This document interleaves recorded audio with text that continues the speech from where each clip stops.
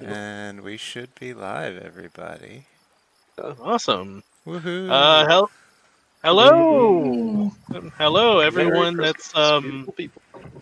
joining us on this day after Christmas special of Breakfast and Dragons. So everyone, Slash our normally scheduled game. everyone got their Christmas cup of coffee. Oh yeah. The two players. Yep. The two that play.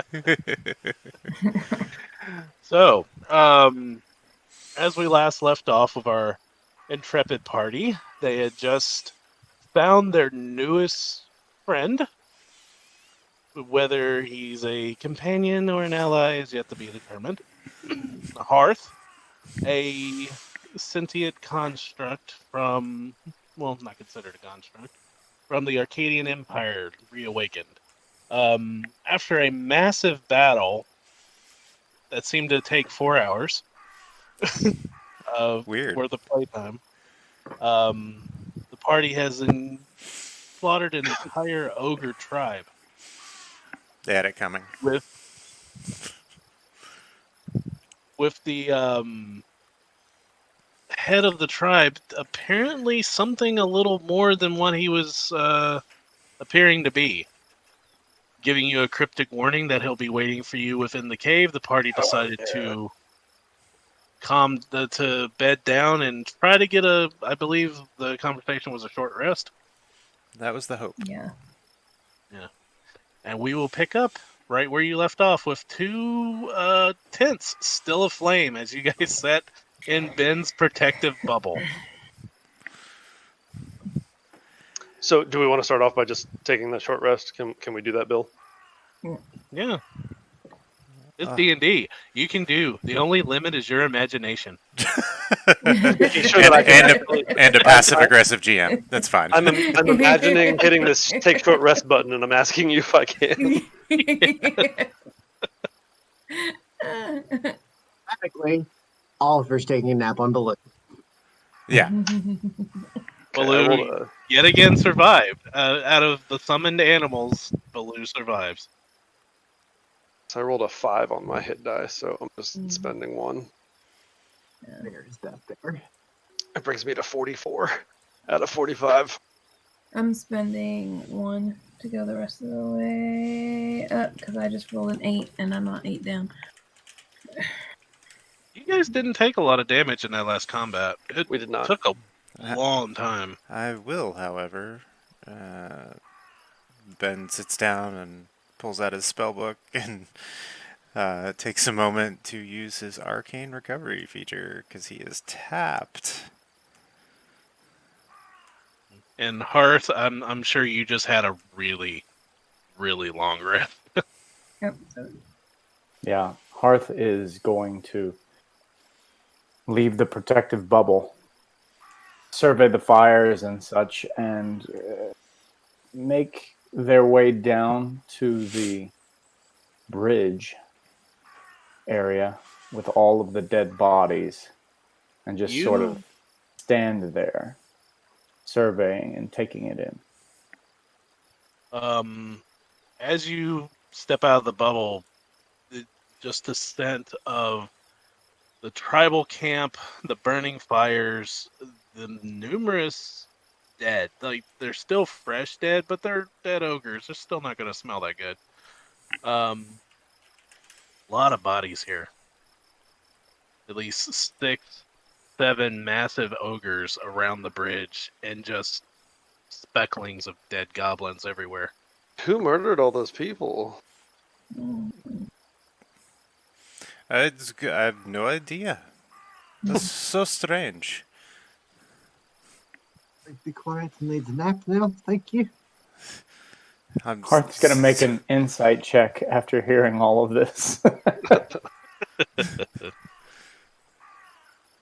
If that's all right with you. Okay, what are you being insightful for? I want to sense their motives and what they're saying. Oh, Ben's getting not fibbing at all. We totally murdered those people. Yeah. And by people, I mean ogres. But would Hearth ask about that or? Oh, he's not asking about it. Okay, You okay. told him everything he needs to know, or they've told you everything they need to know.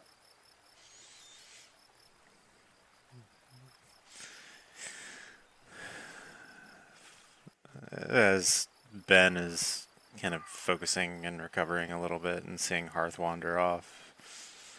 For what it is worth, they were harassing and robbing a town down the mountain.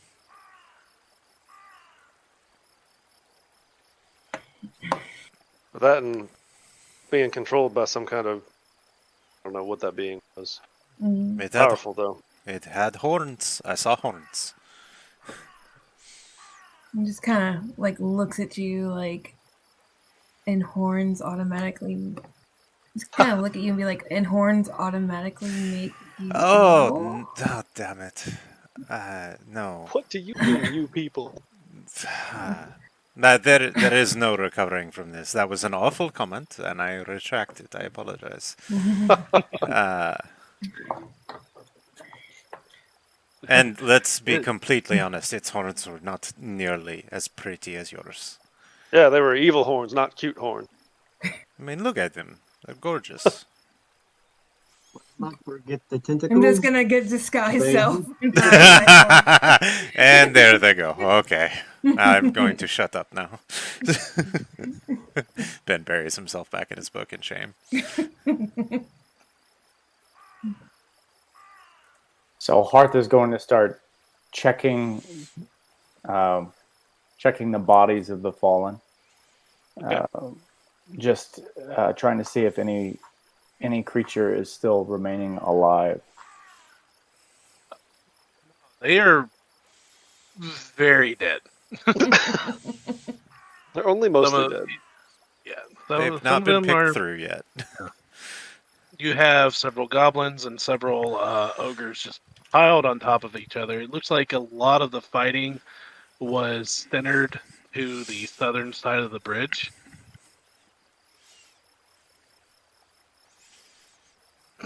And what are you checking first? Did you want to check a goblin or did you want to check an ogre?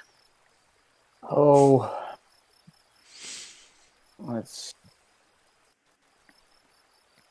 we'll check the ogres. Okay. Do me a favor and roll. Because I love these handy dandy little I loot the body charts from Tiefling Lady on Twitter. Roll me a handy dandy 1d12. Let's see what you get. 1d12. Okay.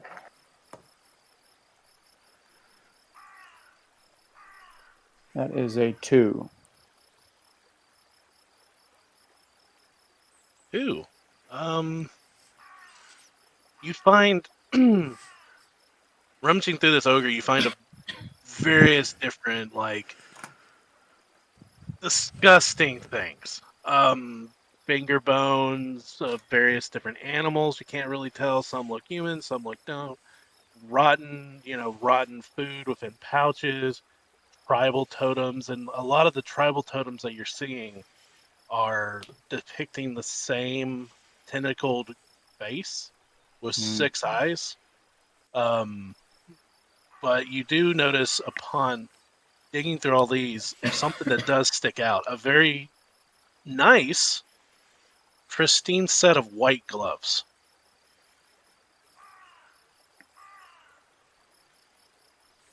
Hearth is going to take the gloves, tuck them into a nook in the form of their forge-born body, and look around, just survey very quickly and see if there is a shield to be found. You see various pieces of wood that could make a makeshift shield. Hearth is going to take one of the pieces of wood to make said makeshift shield. It does have a nice handle on it. An ogre was using it, but yeah, it'll function as a shield. Got it. So, what do y'all think about our new companion down there? I'm not sure. These Forgeborn, they were originally mindless. It was only near the end of what I am aware of, anyway, that they began being more, and only some of them they were created to be more, to be sentient, to be uh, what's the right word? I'm not finding it. Well, this is so you're saying this is one of the sentient ones, though. Apparently,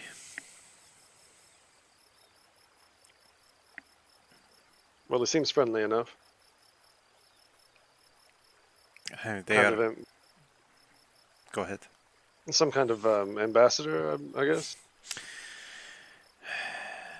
If he was a protocol unit, he will be useful. He will wander into the middle of a battlefield and just get shot, blown up. We'll have to put him back together. But if he at least has some sort of defense protocol, perhaps he'll be of Well, I use. suppose that's our next point of conversation. What's he doing? Rooting around in the bodies. That's Mhm. creepy. Searching. Yeah.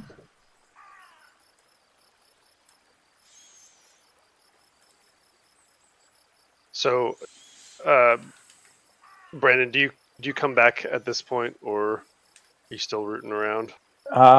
Well, it'd be very clear to you, anybody watching, that Hearth is checking the bodies, not searching them.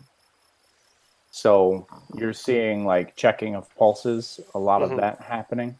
You're seeing a lot of survey, looking at wounds, and you do see them pick up a shield and then make their way into other parts of the camp to check other bodies.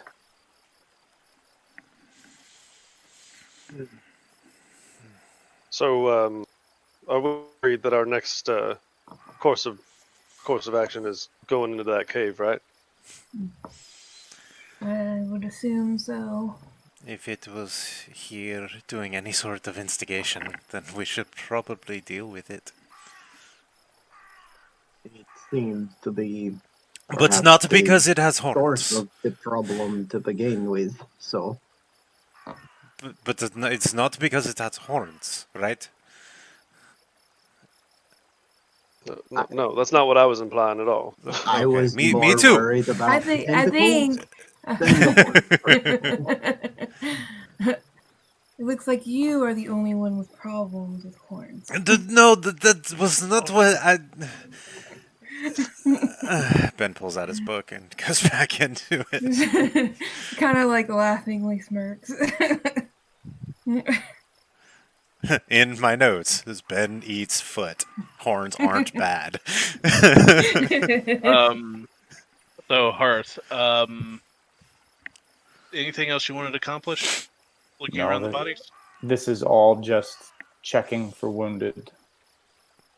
And They're beyond wounded. Yeah. Yeah.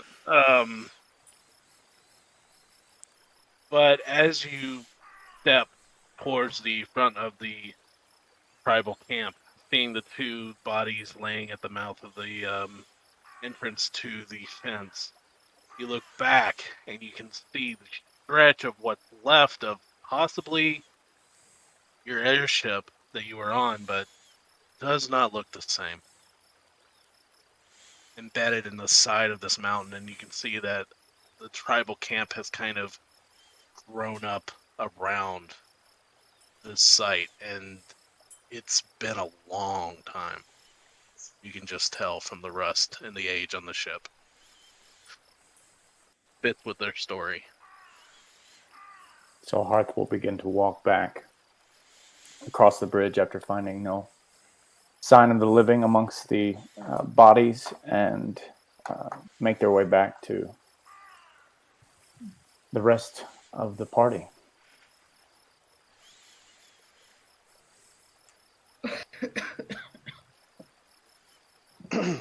So as you walk up, we're probably like getting our equipment together to like move out again, or it looks like we're like about ready to move out again. And I'm gonna You'll be coming on the end of your short rest. Yeah. Yeah. It'll be the end of the hour. Okay. I'm gonna say. What's your course of action from here on out? Do you plan on sticking with us, or I'm not sure what programming says to do, or if you is that I don't even know how it works. It seems the wisest course of action for me would be to stay with one of the magisters until I am able to fully determine a proper and reasonable course of action. As you say, stay with one of the magisters. Ben goes in his book. Well, so we were talking, and where we're going it might be a tad dangerous, and we were wondering if you had any kind of security protocol or defense protocol. I have a desire to not die as much as the next individual.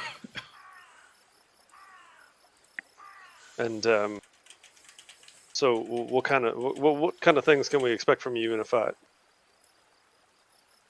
The history of my past functions includes operating as a battlefield healer early on in my experience, and then later as an ambassador and peace envoy. I prefer the latter, but the former is very much alive within my capabilities. Interesting. That sounds right fine to me.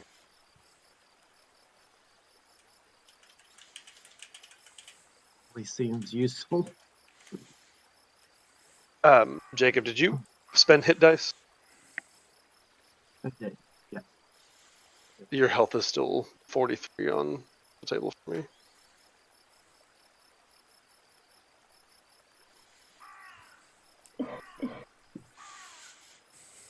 I love that Baloo is taking up most of the dome. Well, just want to understand. I would want to make sure that you understand what we're walking into. The creature that we saw here had horns, and it was casting magic. Ben, you said you think you might know what it is? Not necessarily. It had the look of a creature you mentioned from your studies. Something. You said this was the Shadow Tower, or nearby was. So there is likely a thin veil between the two planes here. You think it's a creature from the shadow plane? It is possible. Probable, even. I would need more information. It looks like we burned down its home, pointing at the big tent. Hey, I didn't do that. That was Nick. Where's Nyx right now? he got popped during the fight. Oh. Ben, with like a sigh of exasperation, Ben pulls out a little replica of a chest, summons his Lehman's secret chest, and Brandon, this is the first time you've seen it. It is a purple wood matching the staff that Ben carries, and anything else wood about him, actually. An ivory chest, about 3.5 feet wide, and it just appears out of nowhere. And he pops it open and reaches in and pulls out a little packet and hands it to Killian. Are these the components Yeah. for 5 million? Okay. I don't have very many left. Here you go. Well, you know I'm good for it. I appreciate it. There's no worry. That's why I got extra. I will do anything to make sure he's okay. And I point over at Tannen. And So over the course of the next 10 minutes, I'll cast the find familiar spell. Brandon's over here using the familiars like they're tennis balls, like they come 3 to a can. Derek, yeah. Yes, Derek. Brandon, additionally, something interesting about Ben.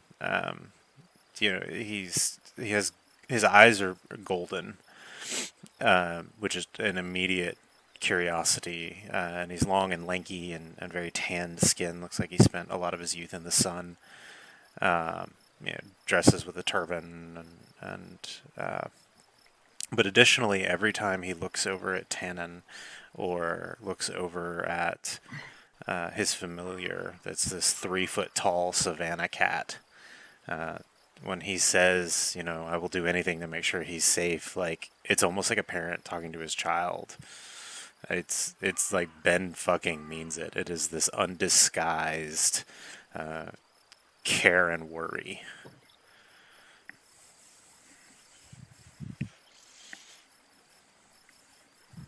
And then the chest vanishes again, and he takes the replica and sticks it back in his coat.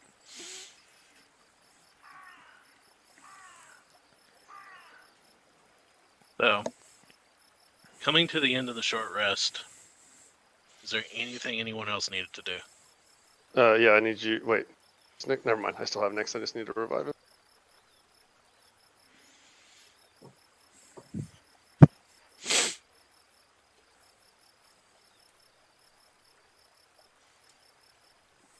Go ahead. I'm good to go.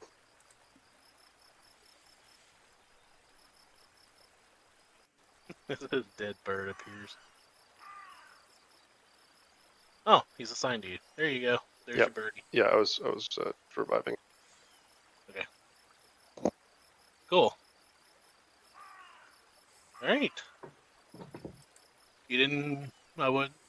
Not a day, Yep. but I will say the moment is yours. What are you doing? Picking up the bit of a break between things.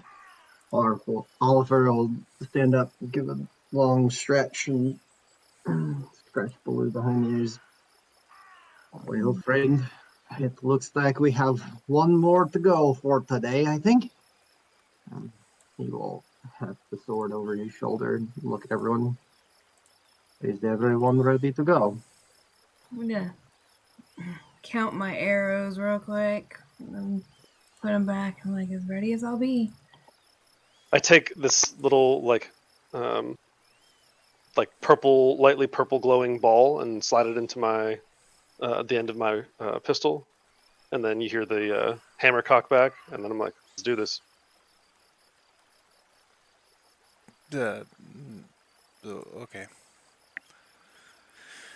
Right. Ben rises and starts walking out of the dome, and the dome vanishes. All right, let's go into the cave. Is Oliver leading the way? I imagine. Oliver and Baloo lead the charge.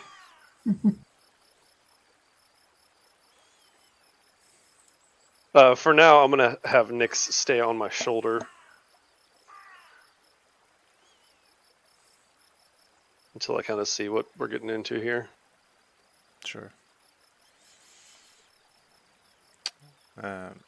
There appear to be 2 entrances.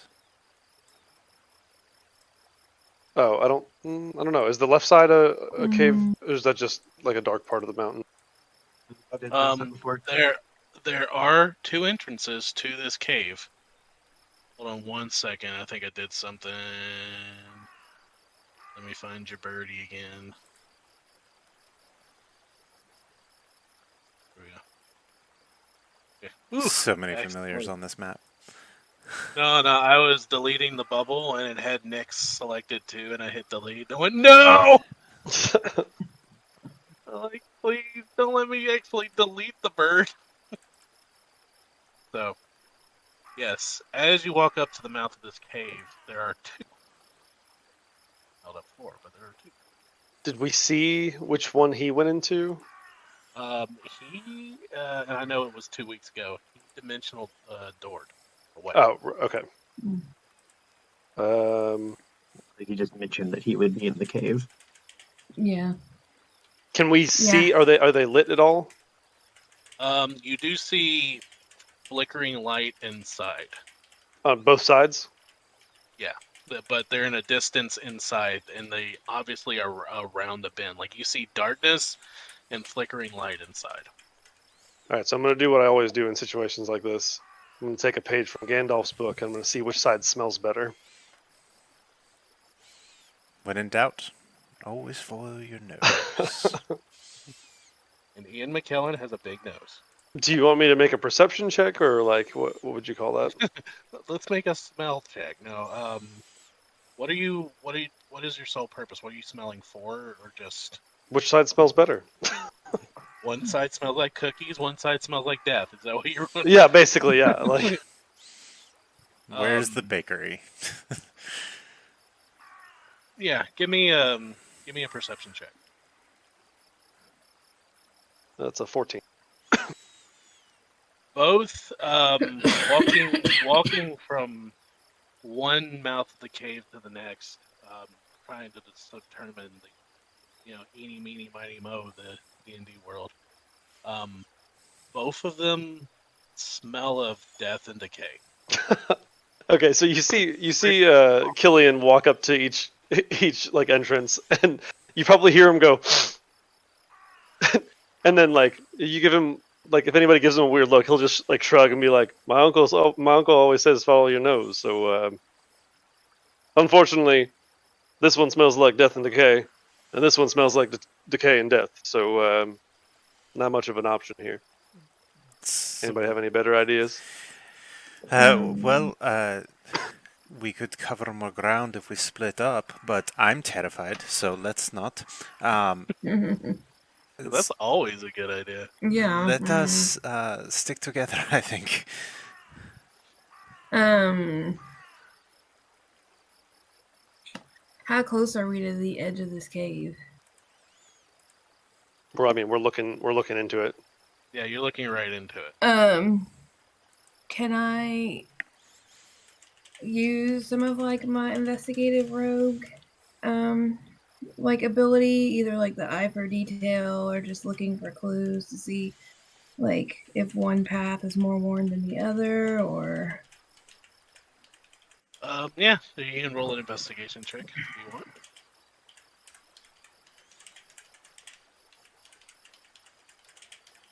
Is this cave, is it natural? Yes. that's a 22.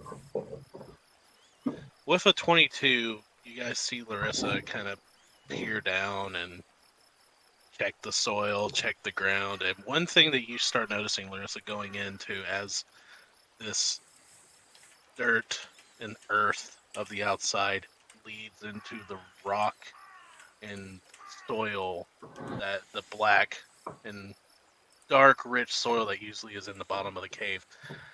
You do notice that both paths are pretty worn. Both have, traffic flowing in and out. But you start noticing more disturbing things. Especially with a 23. Patches of dried blood.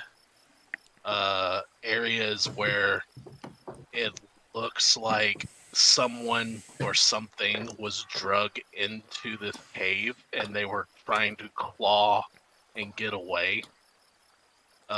Patches of just scarred ruts into the ground and into the stonework itself. Sections of, and especially with 23, that's the problem with having such a high score, is you start noticing within the cracks of the stonework going in where someone has grabbed it in their last throes of trying to save themselves and were pulled inside, and bits of fingernail are still embedded in the rock. Oh shit! I'm gonna look back and say, are we sure we want to do this? Why do you say that?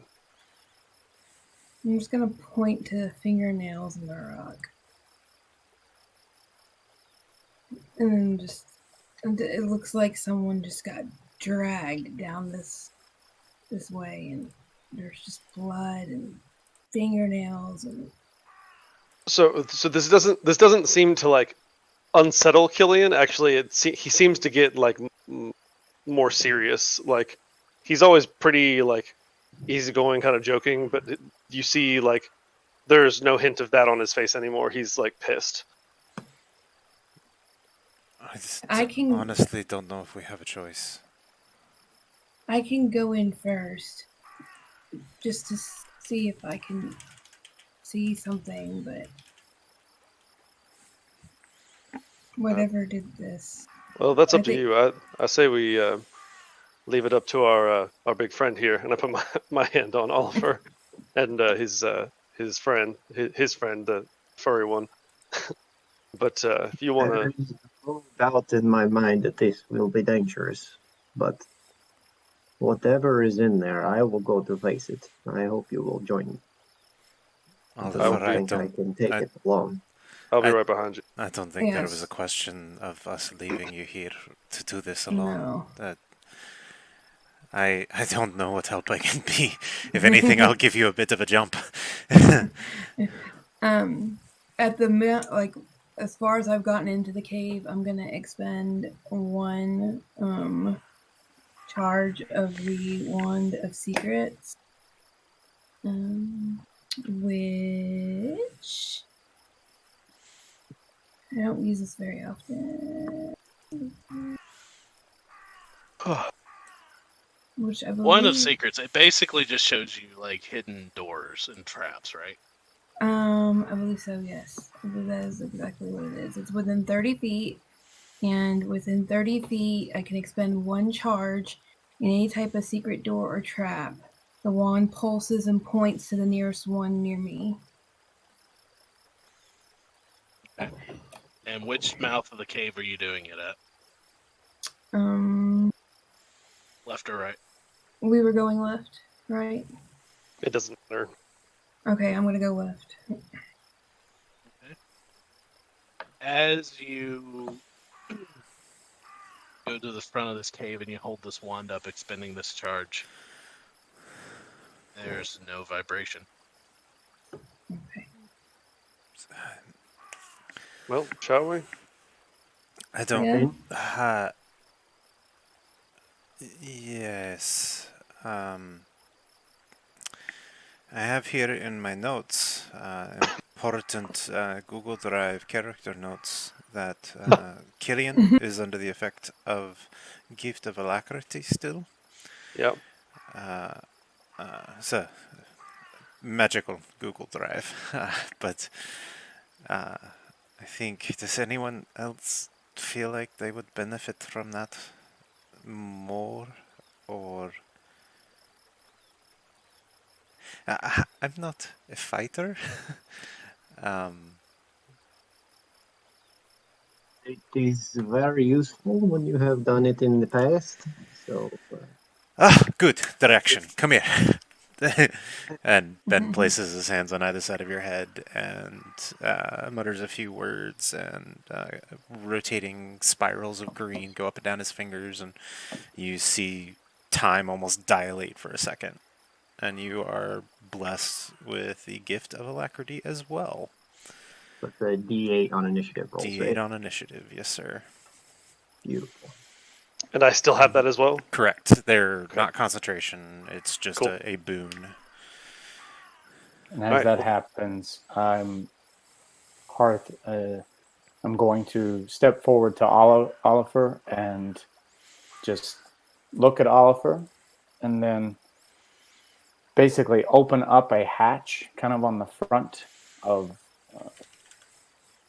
my body, and a gas flame blue, like brilliant blue light begins to shine down the hall, down the Cool. cave.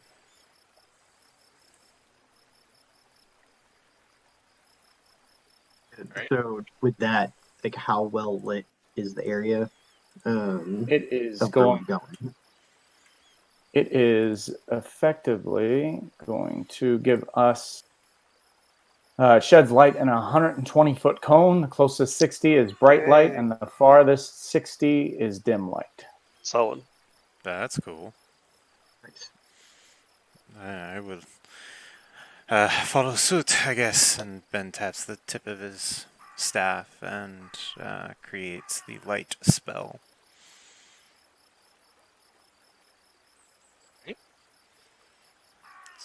So I'll go ahead and add. Shall we go? After you, my friend. I'd Yes. say to Oliver. The light is much appreciated, and Do you want one bearing too? the sword front, he will head on, slowly padding just behind him.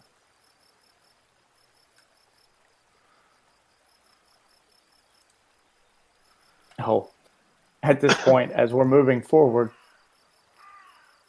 Hearth is going to stop for just a moment and say, "It has long been my function as a peaceful envoy that I have forgotten that I have no weapon."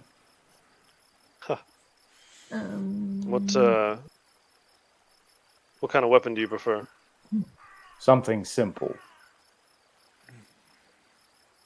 Check in my inventory here real quick. I'm Something sure we can simple. provide you with something Um, here before too long, but you may be limited to whatever you see lying around here. I have an extra rapier. Oliver actually looks back at Hearth, realizing that he's packing this wooden makeshift shield, and he will unsling the shield from his back and hand it to him, given that he is taken to using a greatsword instead.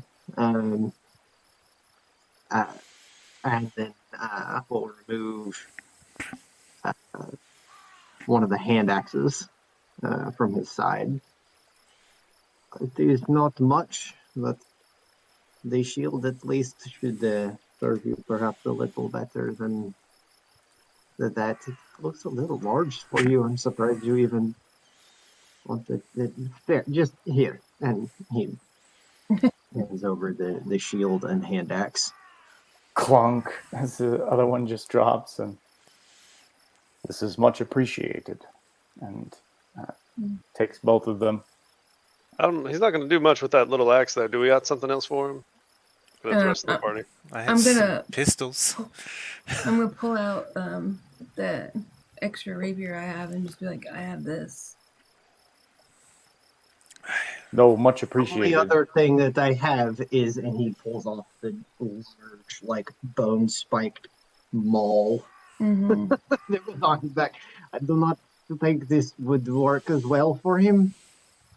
It's as all of these weapons are being offered, Hearth does just looking back and forth.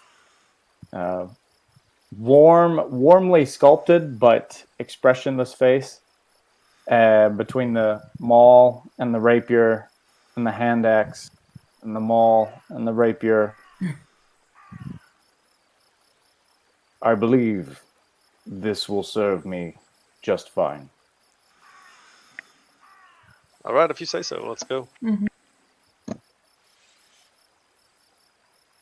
And This is continues just walking forward.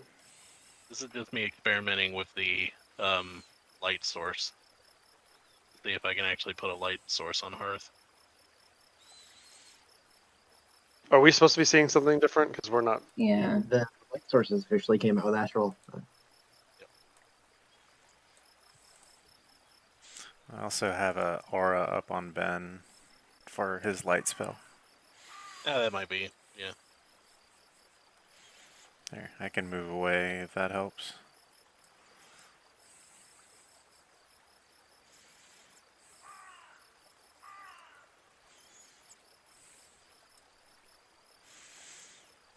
Okay.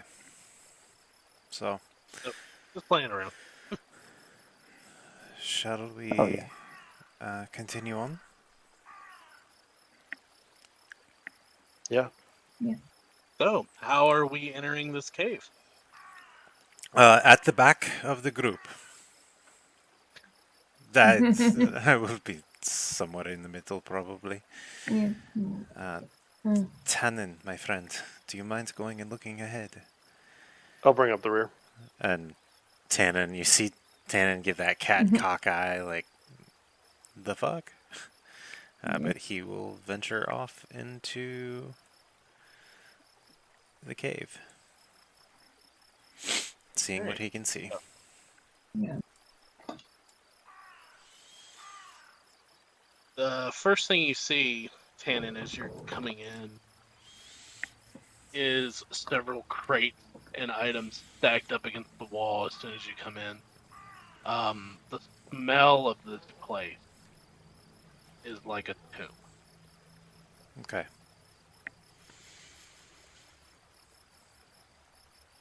And you all see Ben's eyes go cloudy and white, and he's just standing there with his staff as the cat runs off.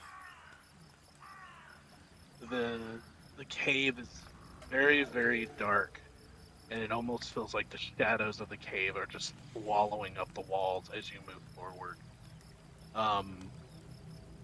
Going deeper in, Tannen starts seeing a light source at the end of this cave. 2 torches upon a stone throne. And beside this throne, countless bones piled up on either side. Is there anything on the throne? No. Great job with the map, by the way. Mm-hmm. I'm narrating this all to the group as I see it. Tannen. And sees it is innumerable the amount of bones that are piled up on either side of this chamber. And I'm loving the sounds I'm hearing in the cave. So I see a cave dart off to the right, and then there's one that darts off to the left. Yes. Okay. Hey, there are a few passages I don't know, and I'm gonna pop my vision out of Tannen's to realize I'm standing by myself as the rest of the party's already gone in the cave. This is all shit! And I will run ahead. Larissa, are you going with the party or are you staying at the other entrance? I was trying to move myself, and it does not seem to be working very well. Correct yourself. I'm good. Yeah, yeah. Okay. I was going with the party. I was going to go before Ben.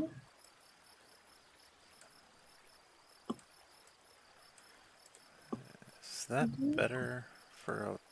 Yeah, that's a better aura. Yeah. The blue was kind of clouding everything out. I apologize.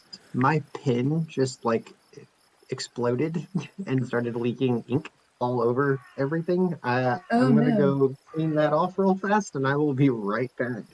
Okay. Or no, give me might- just a moment here. Might it be a But decent opportunity to do a bio break real quick? Yeah. As Penn, when he says Penn, he means murder victim. Obviously. So You want me to say it or not? It is literally. Ew. we will take a break and we'll be back I in looked down at 5. my hand and there's just Alright. black everywhere.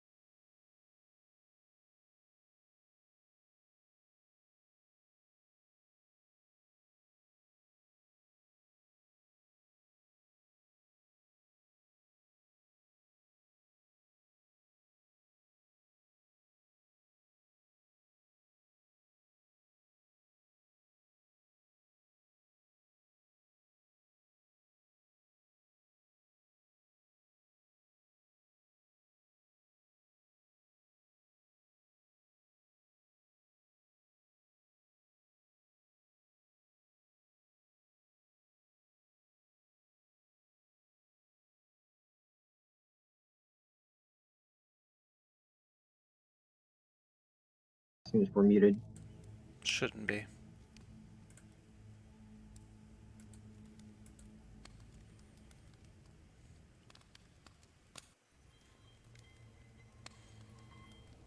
Good now. Okay. Just So, took it a second to catch up.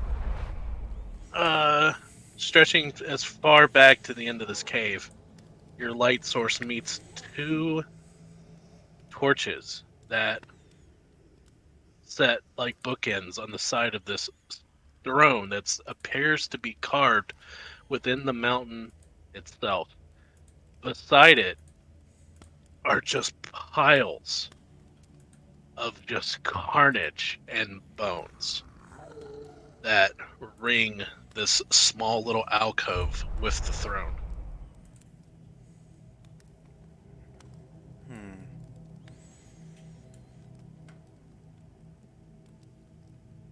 As Seems we progress forward, Ben will step up with his light source, and then Tannen's going to dart down this side passage. Blue directly behind will make it a point to keep just ahead of Ben there.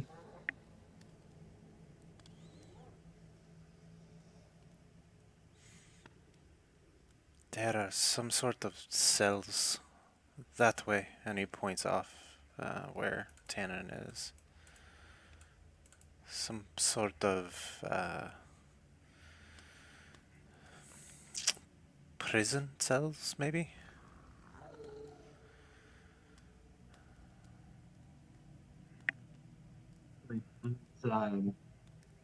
As Ben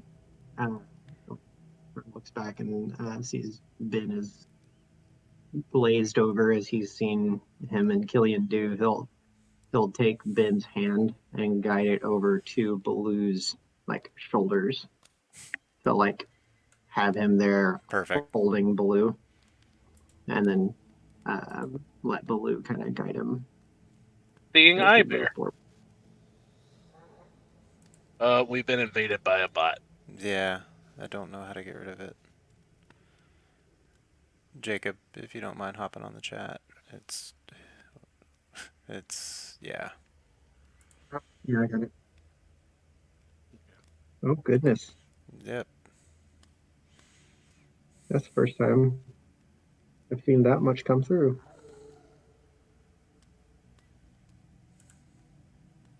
Okay, so stepping forward, we're seeing Eye Bear.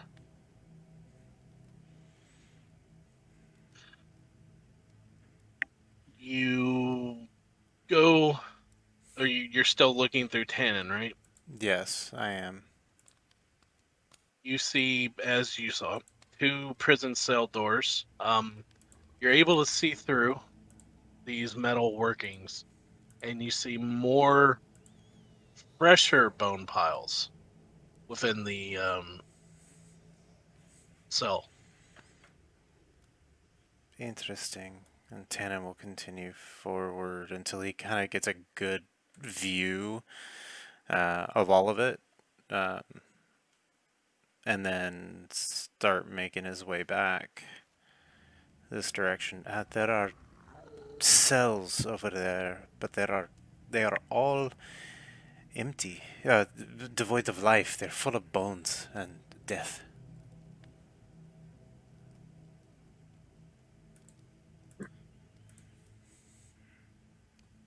Do we see these like ruins up ahead of us, like the shrine or whatever? Yeah, the throne. You do see that. Okay. With the combination of Hearth's light sources and the fact that these torches are ablaze, you do see that. From where I'm at, am I able to tell? Can I use my archaeologist feature? And it says when you enter a ruin or dungeon, you can correctly ascertain its original purpose and determine its builders. Yeah. This doesn't really have a builder per se. There's no matching architectural features. It looks like someone has taken a naturally formed cave and just turned it to their purpose.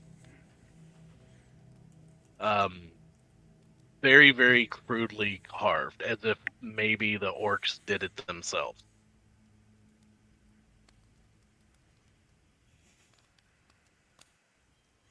Okay. Or the ogres, sorry. I knew what you Oliver moves forward.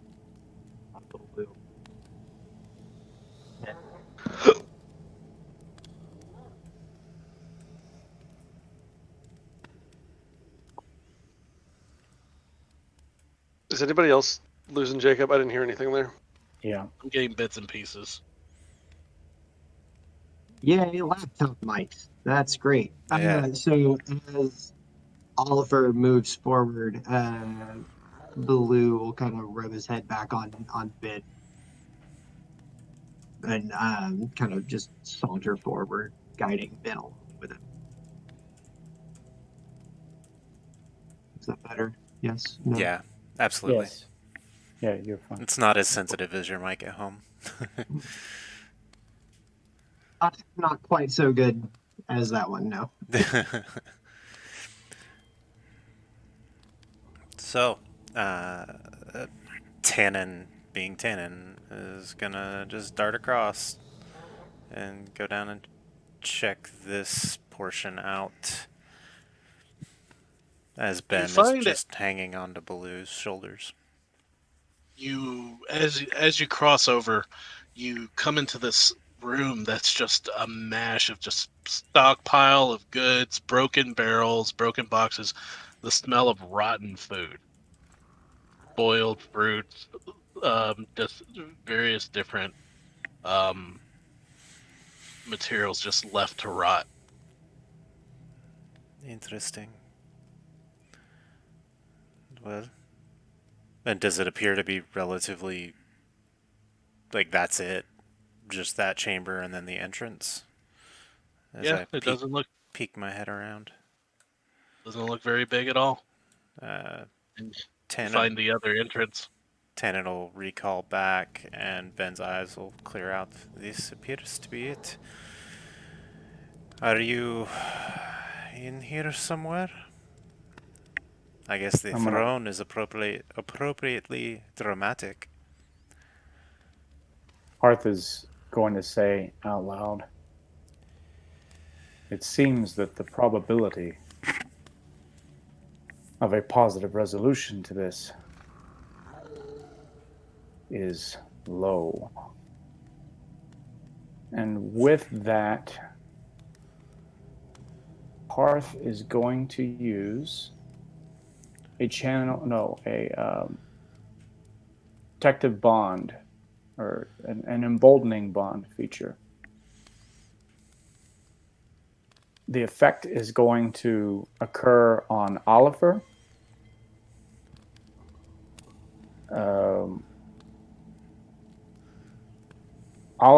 myself, and Larissa. Okay, so here's the effect. There's a magical bond for 10 minutes or until I use this feature again. While any bonded creature is within 30 feet of another, once per turn, they can roll a d4 and add it to an attack roll, an ability check, or a saving throw they make. Each of them? Yes, Oh, Require like nice. reaction or anything, or does it just you just can?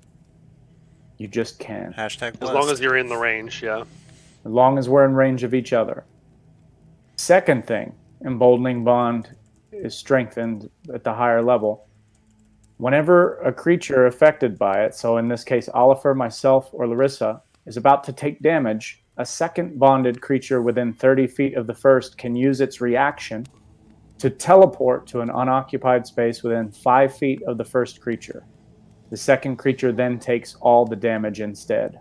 So you use your reaction to teleport and take all the damage intended for one of the other bonded targets. No, Mr. President.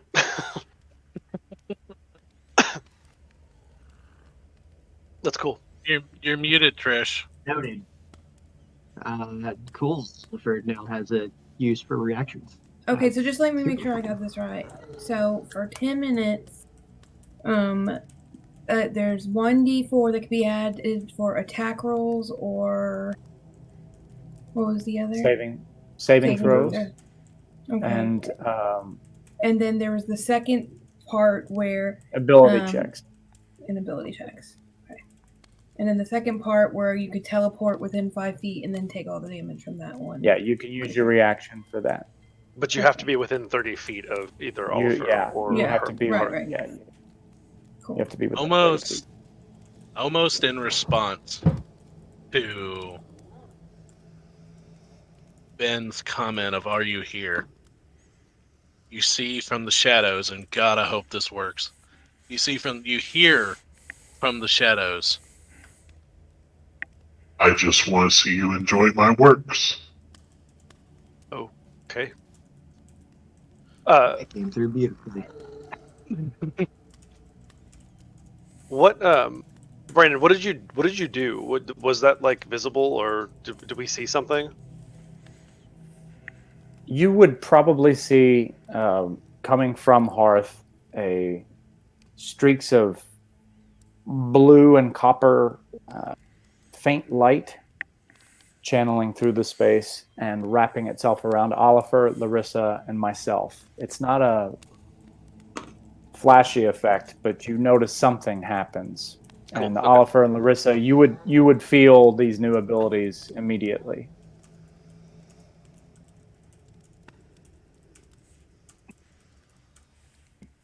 It would seem our new friend is quite useful. Mm-hmm. Where are you, creature? Enough of this. Show yourself. Bill, I know it's darkness that surrounds you. Bill, I know it's normally a bonus action. But can I use my eye for detail? Yeah, of course. What are you trying to determine?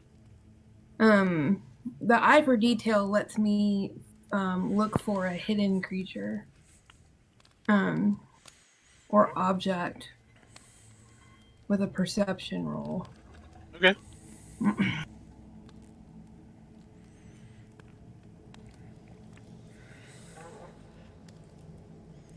For what it's worth, Bill, that last bit that you said while Larissa was talking, I could not tell what you said there in response to Oliver.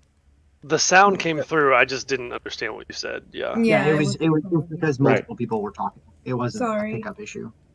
He said, clear my throat and speak clearly. The darkness that surrounds you. Okay, that time I didn't catch it. I am the darkness that surrounds you. Okay. Yeah. I got a 16. You can tell,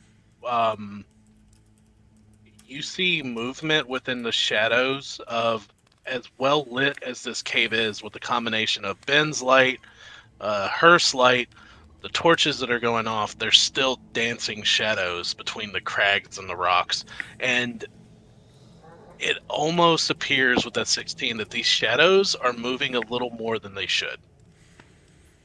In any which given direction, or just in general? Just multiple spots.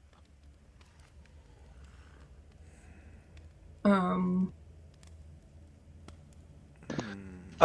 you like pointing that out to us at all? Yeah, I'm trying to figure out how close I am to Oliver, but yeah, I was gonna say, these shadows, they're moving more than they should, and I'm gonna pop back an arrow and see if I can like focus on one. So what I was gonna do as she does that, I'm going to load a like a glowing, it's like almost like a golden glow like bullet into my pistol, and then I'm gonna fire at the wall, and attack the basically darkness.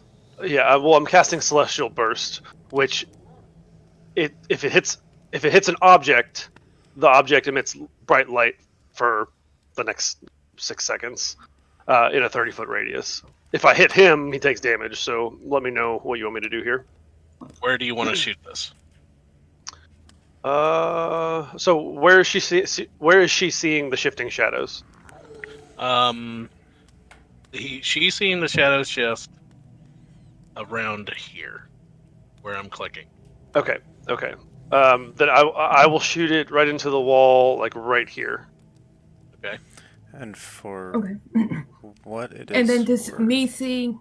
Sorry, go ahead. and for what it is worth, this is the lights. That is the light spell I have emanating from Ben right now.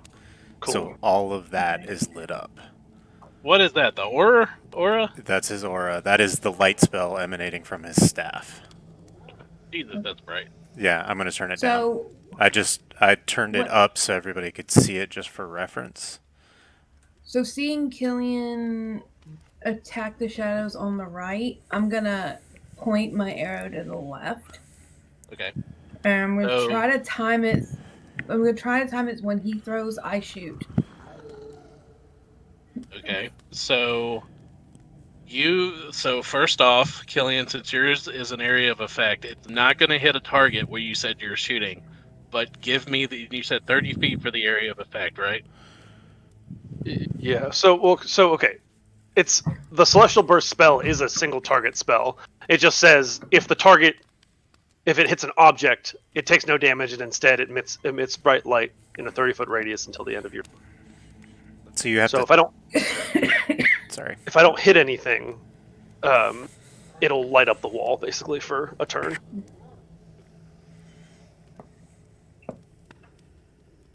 So, and how bright do you say it does it? I mean, it says it emits a bright light in a 30-foot radius. That's all it says. It's a bright light. Okay. So I'm So- thinking kind of like a flare type situation. When this happens, when this celestial burst hits against this wall, you see two shadowy figures almost ejected from the wall itself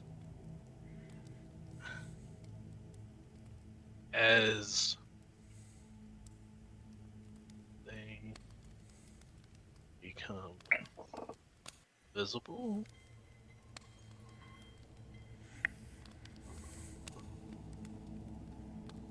And What? as they do, What they the immediately fuck? these shadowy, like bipedal, strange creatures just start wheeling from the light. Roll initiative. Yeah. Yeah. I found him, guys. I found him. That's looking. It's so there shouldn't be any other shadows in this room at this point. Well, I mean, if they're magical, I guess. Yeah, but there is bright and dim light in this entire space at this point. Jacob, don't forget you have an extra D8 on your initiative. Yep. Yep.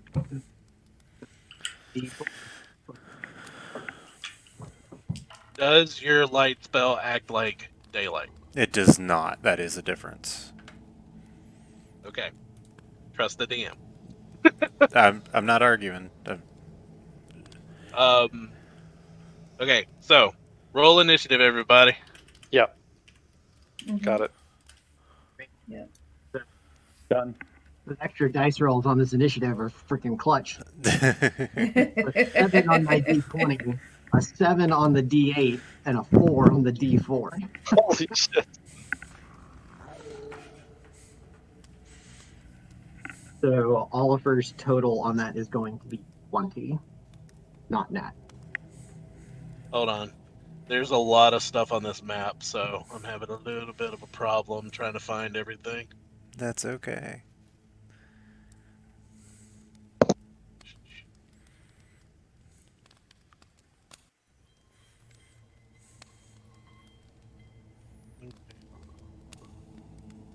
Party should have automatically added. Oh, they did. Okay, so 25 to 20. Yeah, 21. Okay, so Killian. 20 for Oliver. Killian is 21. 20 to 15. 17 for Benihim. And 20 for Oliver. God, that Sorry. 18 for Hearth. I had to add the D4.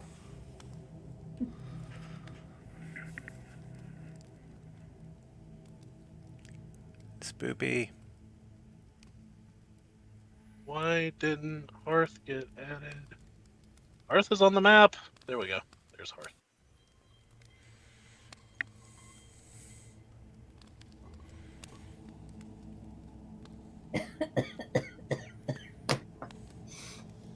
Okay, 15 to 10. 10 to 5. I have a 6. Did you add your I have a D4? 6. I didn't have a D4. I had a D4 to attack rolls and ability No, checks. and ability. This is an initiative is considered an ability check. Initiative is an ability Oh, check. Okay. Counts you- as an ability check. Oh, I did not know that. So Oh, you're good. 10. That's 10. There we go. That's 10. 10. It's a little better. Yeah. What did you roll on your dice? A 2? You have a decent initiative bonus, don't you? Okay. I have +3, so I rolled a 3, Shit. and I'm trying to figure out if I still need to use these like D&D Beyond dice right now. They're not working out for me today. I'm going all physical today. Yeah, same.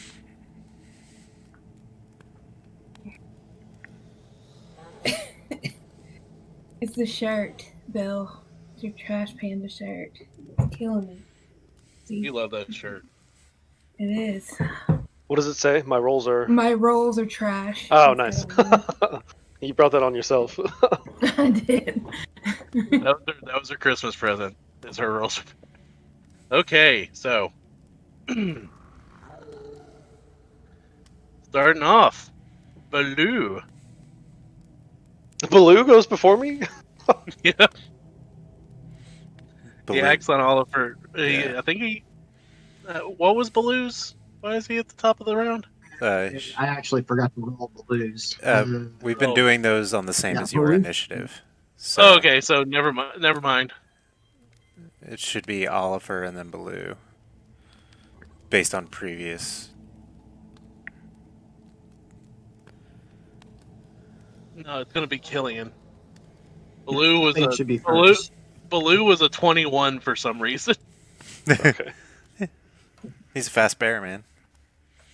Okay, so yeah, it's gonna be Killian's go. So how did they describe one more time? How did they react to my celestial burst there? When the celestial burst went off, it totally destroyed any small amount of shadow that was in that area. Because even in a cave with rocky crags and everything like that, there's little bits of shadow that they were hiding in. Okay. When this basically light grenade went off, it expelled them from the shadow.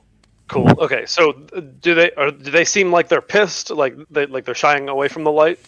They look happy. They look angry. Okay. Cool. So I'm gonna say, being shadow creatures, I'm assuming you don't like the light much, and then I'm gonna load another celestial burst bullet into my pistol and fire it off. And basically, like the way I'm picturing this is like it's kind of like a firework. So like I fire it, it like arcs, and it's like this little like glowing like ball, and then when it gets to the end of the arc, it bursts into this like big flash of light, like I said, like a golden light. So I'm aiming at one of them this time. Let's see, I need to make a spell attack, so it's +7. I'm gonna use my inspiration. Okay, it's a little better. 22 to hit. Definitely. Okay, so this does 2d8 radiant damage. It's radiant for the record. I don't know if that makes a difference. So what'd you roll? I rolled a 22 to hit, and then Yeah, for damage, 9 total, and it's radiant. And which one were you shooting at? The one closest to me. So you definitely hit. Doing 9 points of damage as this bullet just shoots into him. and takes off a part of the shadow, but the shadow reforms and it just kind of and reacts to it, looking at you. Not very happy. Cool. I will step back behind Blue. 3, I'm behind the bear. and that's going to be my turn. I mean, I'm about to be right there too, so.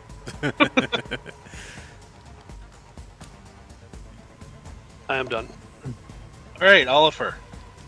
All right. Could we, by chance, get the grid? Haha! Wasn't me. I feel like you were intentionally waiting for somebody else to ask. Because it crossed my mind, and then I was like, nah, I'm going to try to make Gabe ask. I was waiting. It's like, who's gonna play grid chicken? I mean, I will eventually lose that fight, but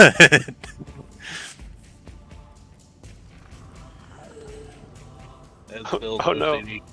I have to click everybody into place.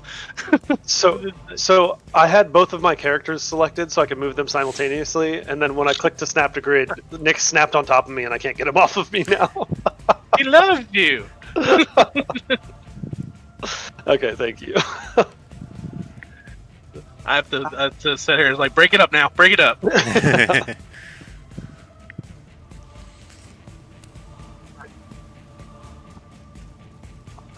Bill, Shadow in Quebec. Jacob, I think we lost you for that. In bits or pieces. Speak up, son. I'm almost shut.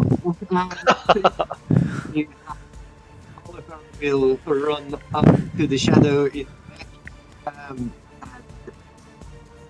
he sorts forward as he does, nearly mixing itself with the copper and the blue colorations streaming around him. Or the small wisp of spirits begin to move again as he goes into a rage.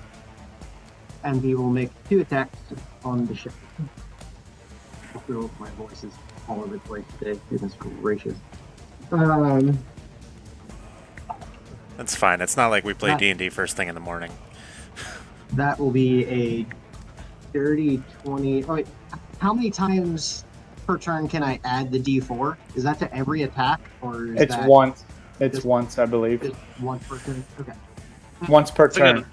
I wasn't going to answer for him, but I'm like, I thought, Brandon did say once. I thought that was the case, just making sure. So, It's all right. cool. A dirty 20 to hit on the first attack You hit. for max damage. So that will be 19 points of damage with rage bonuses. And the wisps of the shadow begin to shift and move around him. What's your own little shadow buddy?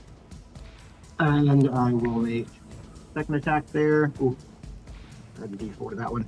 Not going to help much. That is only going to be a 12 to hit.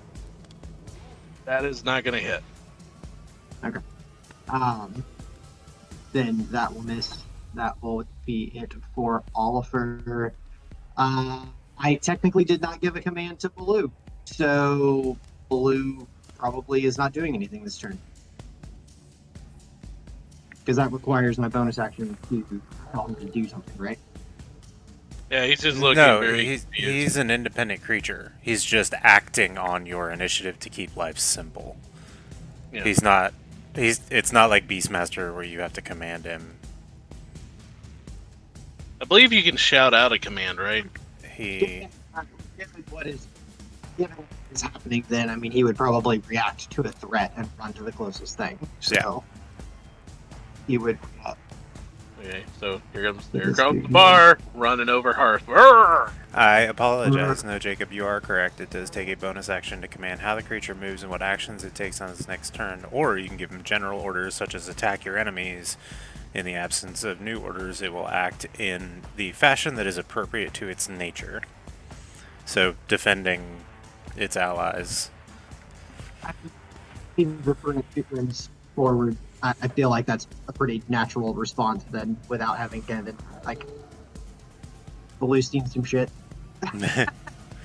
Given the fact that he just fought a bunch of ogres with you guys, and he's the Mr. Meatheek of the Bag of Tricks, and existence is pain. I'm gonna get like a +4 to summon Baloo in the future. This is the second time that he's fought with you guys. I'm gonna say that he is going off the last command that he got in the last combat, which was fight our enemies. So he's gonna run at the nearest one and take some swings. Cool. So he will make a bite and a claw attack.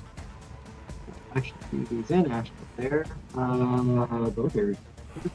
A 12 and a 9 to hit. 12 and a 9. Both of them miss. This shadow is just weaving in between his melee attacks. Goes up and runs forward, snipe it, napping and swiping at the shadows and just seeming to like.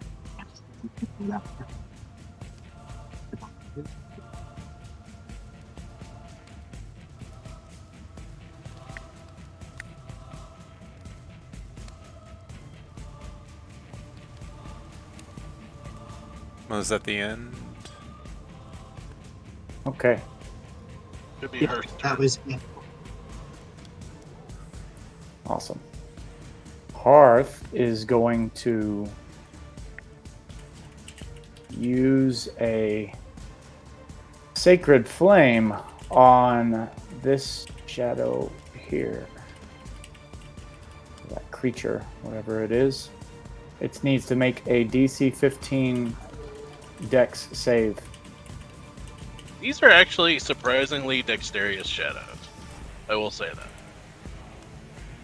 that. But not this time. A 5. All right, that is going to be 11 points of radiant damage. As the sacred flame erupts from the floor and sort of descends from the air above it as well, wrapping the creature. This flame attacks this shadow, and for a second, with the light of the flame and everything, you think the shadow vanishes to a minuscule point, but as soon as the flames disperse, it pops back. It appears to be wounded, but it's still fighting. Was that Brandon? Was that radiant or was that like fire? It was radiant damage. Okay. Yeah, you would definitely see like a more celestial pure light as opposed to flames licking the area. And then as a, let's see, so that's a cantrip. Let's see, bonus action. Casting spiritual weapon. Oh, I was waiting on this. I've been waiting on this for a while. What is your spiritual weapon? The spiritual weapon is going to effectively be just a very bright point of light, almost like a star floating in space. Except it doesn't really give off any effective light, but like looking into it, there's this effect of where it almost leaves a mark on your retinas as you're looking at it. Okay. Until further notice, I'm just going to give you the spiritual hammer I created. That's fine. I was like, oh, be a hammer or be an axe. I made those. Oh, it'll work. And that is going to take a... nice. Make an attack. That's cool looking, Bill. So that is assigned to you, Brandon, so you'll be able to move it. Great. It is going to make an attack. And that is going to be a 16 to hit. That hits. Okay. It is going to do 10 points of force damage. Okay. don't heal for 10. Sorry, that was funnier than it should be.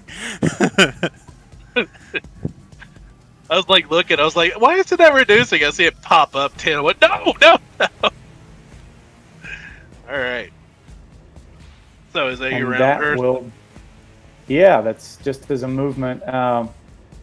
And Hearth is going to speak something to the space. Your destruction will be imminent. We suggest you find some sort of resolution with us. And that is the end of Hearth's turn. No, Wait, he's a wishful listen. thinker. Oh. Oh god.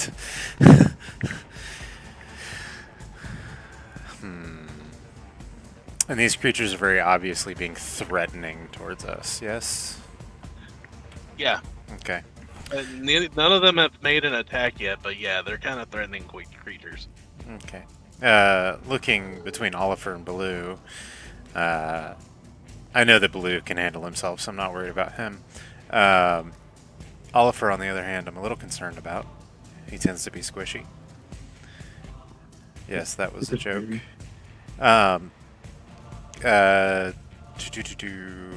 Looking at the creature, my eyes will flash in the golden light that emanates from them, and my hands come forward and just clap in front of me, and a spike of sound goes off next to its head, and I need it to make an intelligence saving throw as I cast Mind Sliver against it.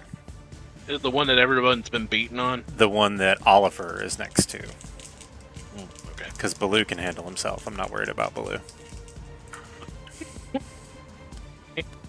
And that is you said intelligence? Intelligence saving throw.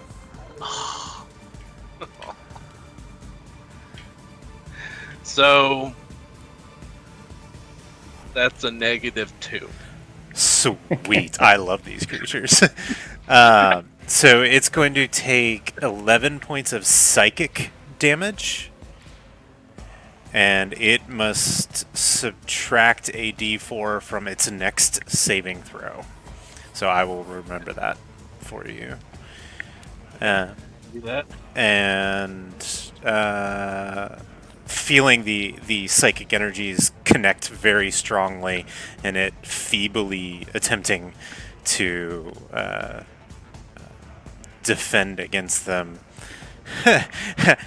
These are a little more my speed.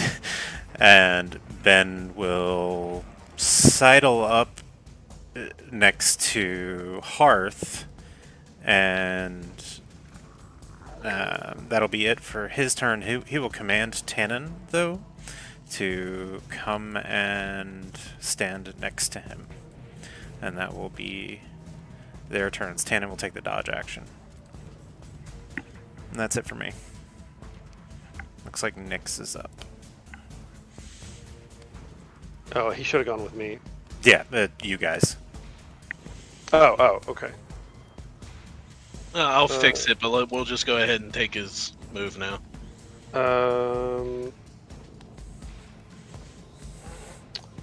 I will have him aid Oliver like he has been doing.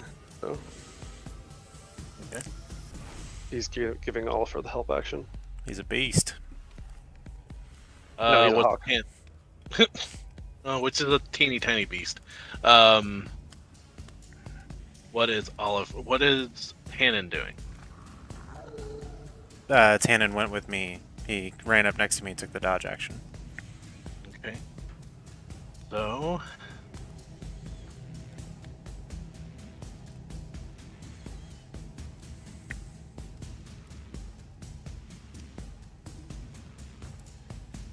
So Oliver, from beside you, just almost like he's materializing out of nothing, he appears. Oh. Chonky boy. This is fine. This is fine. I'm in danger. I need Danger. I need Nyx and Oliver to roll me a wisdom saving throw. As when you get within 5 feet of this creature, you start hearing this cacophony of whispering voices on top of each other from the shadows that surround this creature. We got a 12. That's pretty good for Oliver, actually. That is a 19. 19. Okay.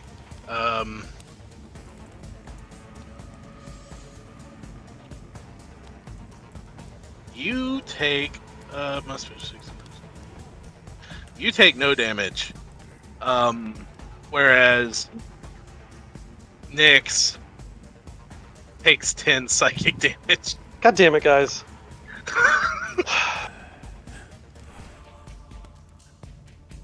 As Nyx vanishes, I just look back at at Killian and just wave my arms in that general direction. I sigh.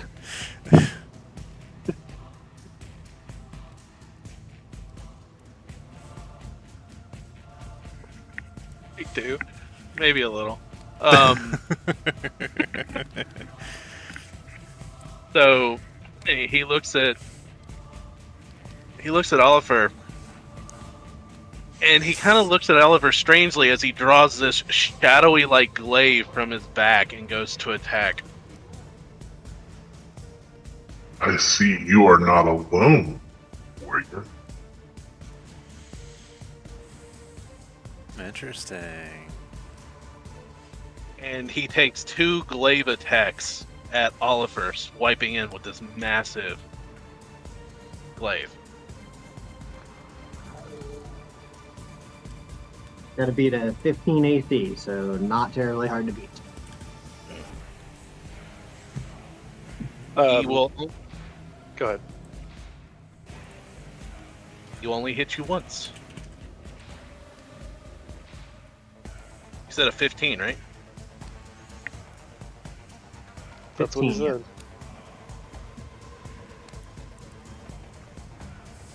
That'll be 19 points of damage. The damage. Is it just slashing? Just slashing damage. You're raging, so 19 halved. Right.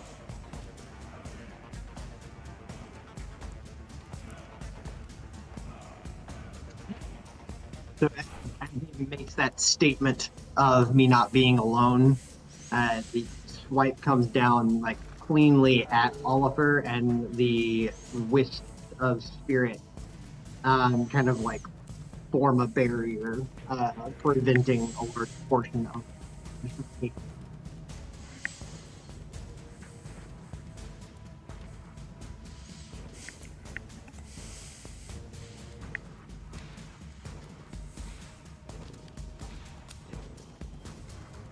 Is anyone talking? I think I just lost my mic. Nope, No, you're no, good. We were. Okay. No. We were Alright. waiting on you. So, that will be his turn. Seems like we're having a little bit of audio issues today. Larissa, it's your turn. You're muted.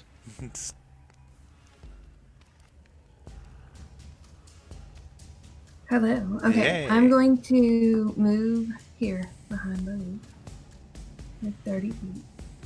Then I'm going to, let's see. Okay, I'm going to insightful fighting him. So,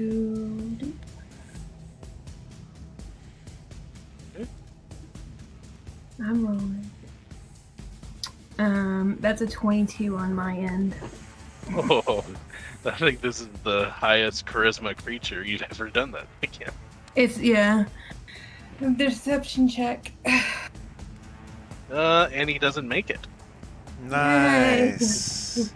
That makes me happy. Okay, I'm going to. And go for just so I can point it out this time, I will be marking him with the status icon of sunglasses. So if anyone sees the Oni had sunglasses, that's why he had sunglasses.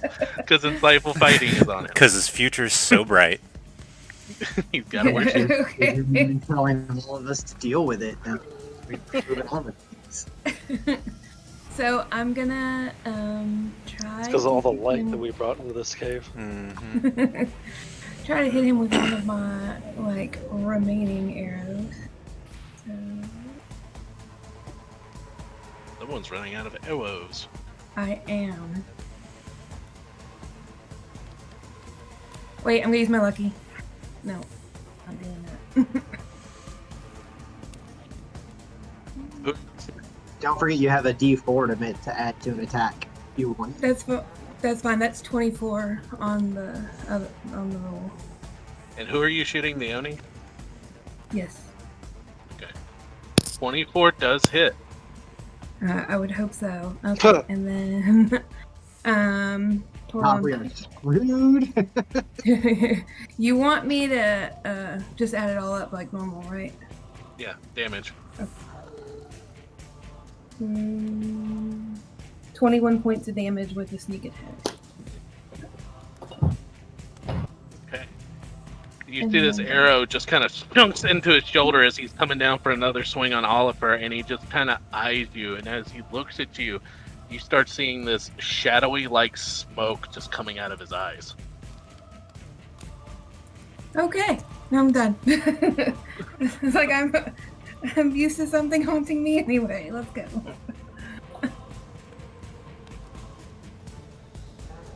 So, movement. Okay, so, round button. Coming from the darkness of this cave beside you, you see another one of these shadowy creatures appear from the darkness. This one, compared to the other two, if they were exuding raw emotion, this one is, Ben, you'll be the one that can see this more than anyone else, has this overwhelming face of just sadness and despair as it looks at you and emits this horrible, screeching, dreadful scream. And Well, that's fun. everyone within 30 feet of it, which would be Oliver, Baloo, all of you, everybody. Give me a wisdom saving throw. Oh, Is there anybody that grants bonuses to saving throws?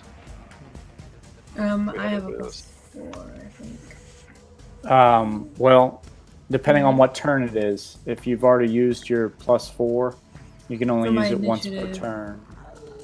Does that take? does Well, my initiative Did you count? use it on your? Did you use it on your attack? No, I used my lucky on my attack. Okay. Then you should be Just fine. for quick specification, is that per turn or per round? Oh If yeah, it's it's per turn, turn. It's a different person's turn. Yeah, it says once per turn. So however Bill wants to rule it, but that's what it says. Once per turn, they can roll a d4 and add it to an attack roll, an ability check, or a saving throw they make. So Okay, well, without it, I have a 16. So it's once per turn. Yes. So if you've already used it on an attack, you won't be able to use it on a saving throw. She hasn't. She has not yet. So I have yeah. not. Well, Okay, that's up to you whether you want to use it or not. Okay, so then that's a 20, dirty 20. So I've got a 20 from Larissa. I've got 21 from Ben. What's the other saving throws? I rolled an 8. 24. 8, 24. I got 8. Who's going to roll for Baloo? 17 for Oliver, and 6 for Baloo. Okay, Oh. so Baloo and Killian. Are before you. Oh man, Ben really likes Blue, but he also knows he's a conjured creature and he's not real, so fuck it, never mind. Never mind. Go ahead. Are both frightened of this spirit the one that just did this, for 1 minute. That's rough. You Yeah. can repeat the saving throw at the end of each of your turns.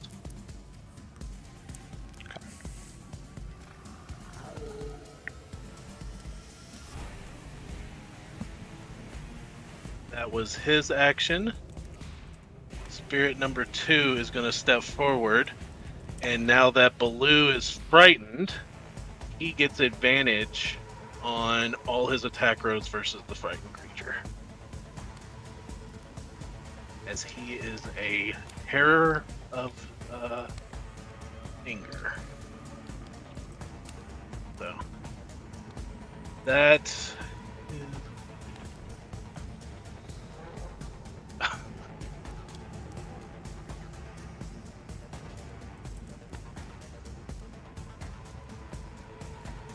all these dice, when I play my paladin, I've just got like all my dice out that I need. It's like I don't need all these different dice. Okay, so Baloo takes 20 points of cold damage.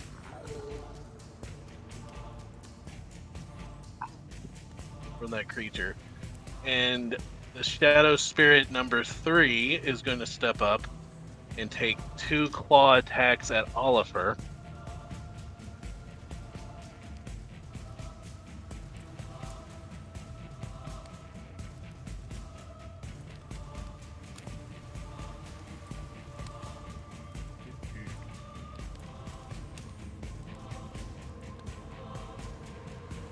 So that's going to be an 18 to hit, and that's going to be a 16 to hit.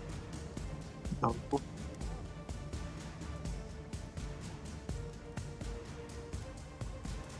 18 points of cold damage.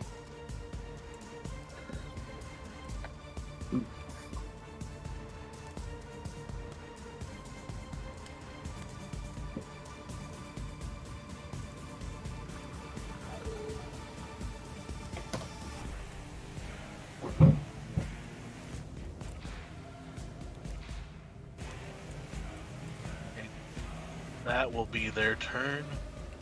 Rough.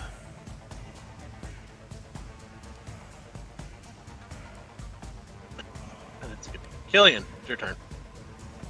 Okay. Oh, and I'm frightened. Okay. Just for sake of ease, can you give me the thunder template? I just want to see if I can possibly place this without killing people. So, are you doing Shatter again? Possibly. I just want to see if I just want to see where I could possibly place this.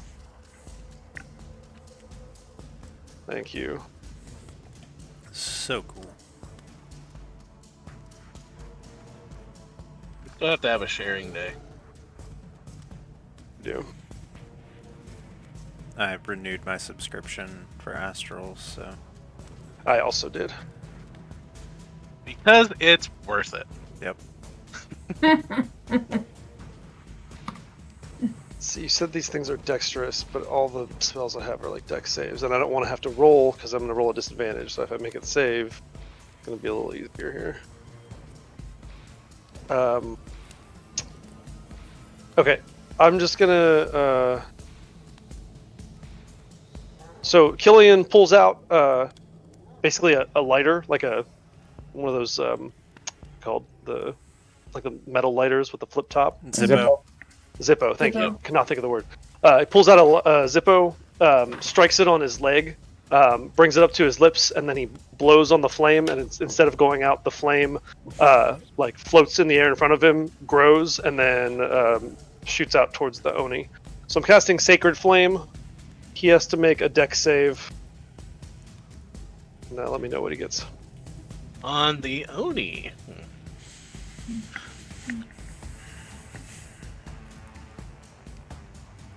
A 3. Yes. Okay. Cool. Nice.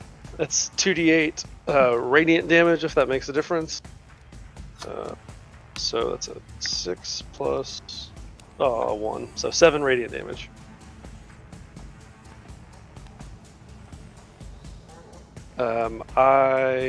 Nyx is gone, and I only have 1 Bardic Inspiration left, so I'm on to that. So nothing for my bonus action. Actually, is Baloo looking a little rough? Yeah. So I will draw my Yeah. second pistol, and I will put my last 2 shots of healing light into Baloo's ass. So he is healing for heals for 6. Hold still, let me shoot you. Damn, varmint.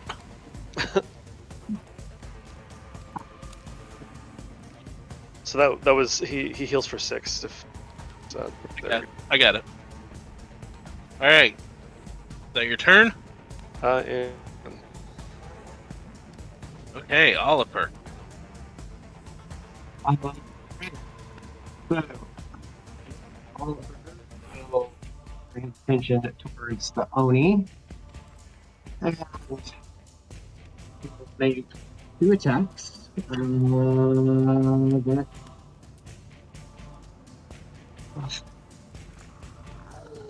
probably going to.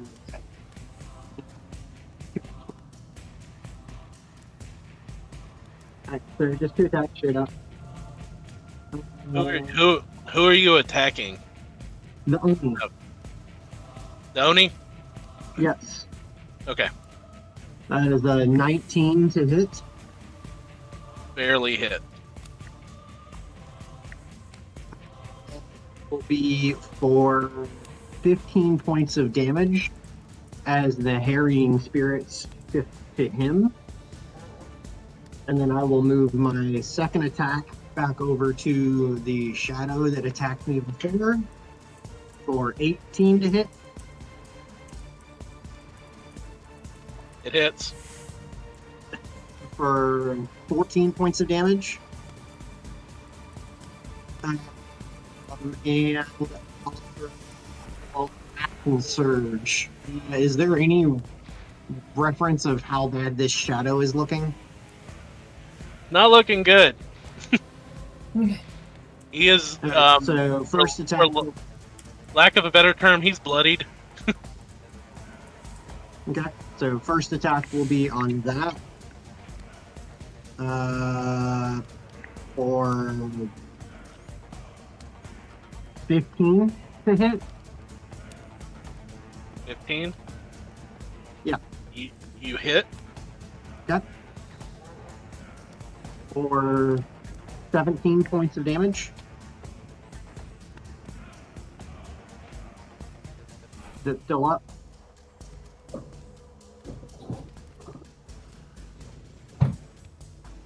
Yes.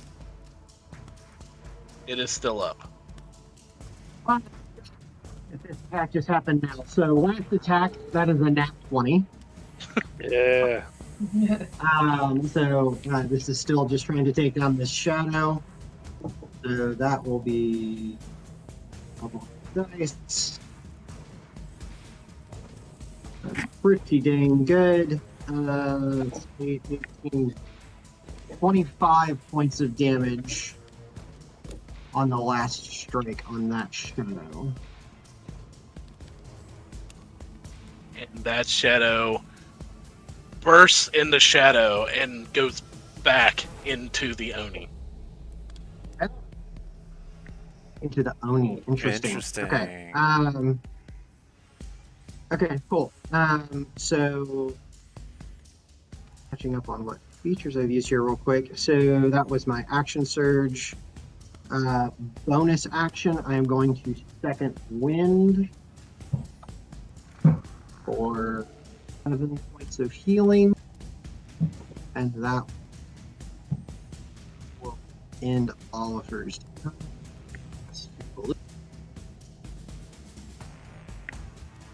So Oliver ends his turn. The slashing that he makes on the Oni happens, and then one back to the spirit or to the shadow. His spiritual ancestors continuing the strikes to bear down the shadow for it to rematerialize back into the Oni, and then exactly bear down. And then as he brings himself back, focusing on the Oni, just kind of like takes a breath. This is momentarily a shadowy like shaman appears behind him, as has happened previously, to seemingly cast small healings. And then this is to Baloo's turn. Baloo is frightened, so I'm going to roll these manually. So he's at advantage right now. Easier. That's going to be a 10 to hit with the bite, which I'm assuming is going to miss, and worse than that on the. Well, So he just continues. If he's frightened, he has to spend his movement to get away. I believe. No, I mean, no. if that's specific to this, form of frightened, not If it's just regular frightened, it's not. He just Frightened has creature disadvantage. disadvantage. Okay, On okay, attack. yeah, you're right. He can't move He can't move closer towards the creature. Then what am I thinking There about are that makes some you run? I'm thinking There about are something. There are certain frightened conditions that specify that, but That's, not all forms. Yeah, one of the paladin's abilities, like the turn undead thing, is similar to that, I think. And I want to say I think some of the Pathfinder dragons- too, but I could be wrong there. It's Yeah. been a while. So, okay, so assuming he doesn't have to run, if he doesn't He have to doesn't. run, we'll move him. Yeah, he Okay, doesn't. So have- then he continues to swipe and bite at the shadows. Which one is he swiping at? This one? His turn. Same one, yeah. And what did you roll with disadvantage? Sorry. He missed with both. He rolled a 10 and then worse. All right. So, Hearth, it's your turn. Okay. Let's see. Offer is looking a little rough. However, there's not really a great way for me to get there right now. Just shoot him. Yeah. I am going to... Oh, okay. Here's what we can do. I am going to cast Shield of Faith on Oliver. Love that spell. Nice. +2 bonus to AC for the duration, up to 10 minutes. I'm concentrating on it. And I will also use a Sacred Flame on the Oni. Okay. So that's a Dex saving throw of 15 for the Oni.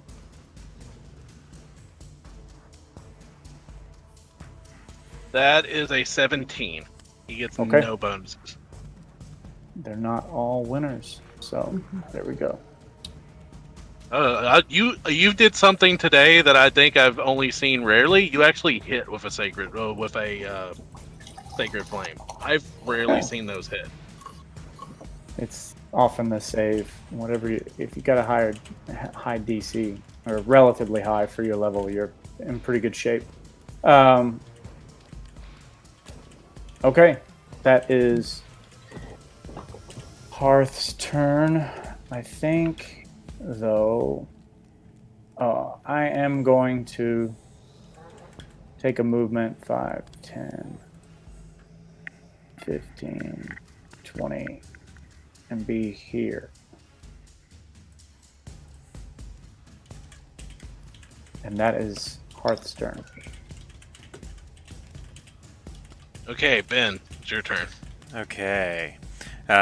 Seeing these other creatures come around and starting harassing my allies, Ben is about to unleash some arcane energy at them, and then he sees the other one dissipate and form back into the larger one, and in a moment of utter cheese,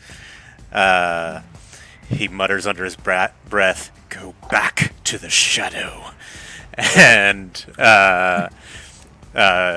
the light spell... What's that? I was gonna say, you feel good about that? I do. You feel good about that? I do. I'm real happy. Anytime I can get a Lord of the Rings quote in, I'm happy about it. At least I didn't go all the way through with this wielder of the sacred fire because I thought about it. Ben, I am the sacred fire. the flame of honor. Ben mutters under his breath, "Will you just hold still?" And as he's muttering, the green energy that he's always summoning, that telekinetic psychic energy, flashes on his fingertips, and I will attempt to freeze the Oni with momentary stasis. So I need a Constitution saving throw from the Oni, please.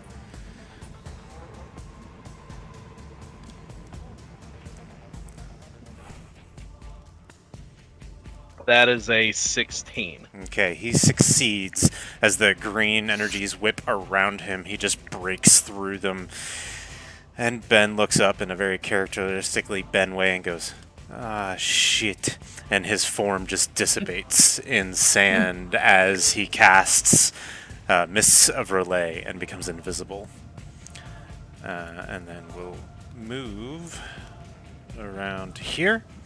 And then for Tannen's turn, Tannen is going to let's see if Ben freaks out about Tannen being in danger. He does not. Ben will give the help action to Hearth specifically, so he's harrying this creature in case Hearth decides to take a swipe at him. And that is my go. Okay.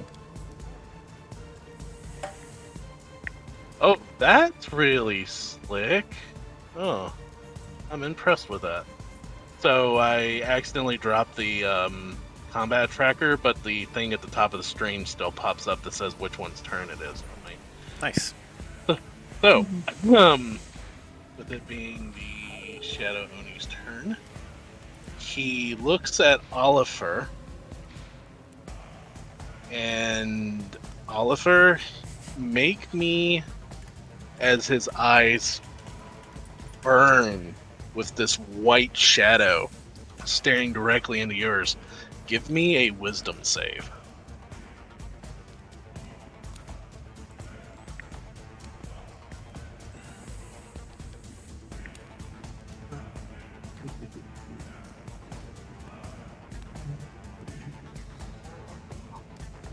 That is a 2 on the die.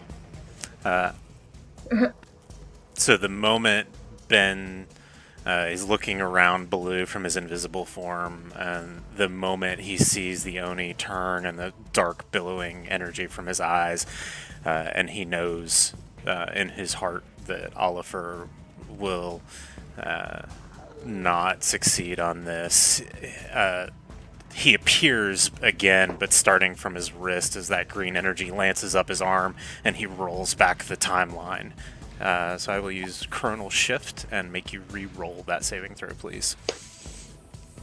And that instead is an 18 on the die. So that will be a dirty 20 on the save instead. Oh man, I've been hanging on to that. For a split second, you see this obsidian jagged crown appear above Oliver's head. Oh no. Oh, no. As the timeline shifts, the crown shatters, and you see the Oni look straight to Ben with the smoke coming out of his eyes. And you see Ben, like straight up Looney Tunes, just slowly just go down behind Baloo.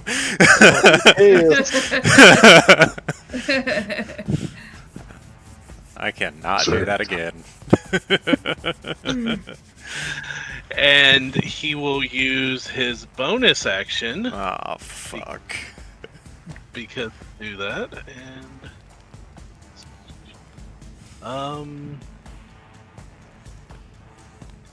yep.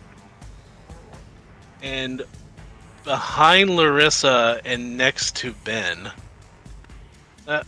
It won't sit right. Okay. It is not a large creature. This tentacle appears out of an astral pocket. Checks out. Yep. And whips Ben. Probably. He has, assuming this is an attack by the Oni, it has disadvantage on the attack due to my harrying spirit. If the Oni has to make an attack roll. Yeah. See, that's what's tricky, is technically the tentacle is making the attack roll. But I'm going to allow it. I'm going to do it at disadvantage. Thank you. As squishy.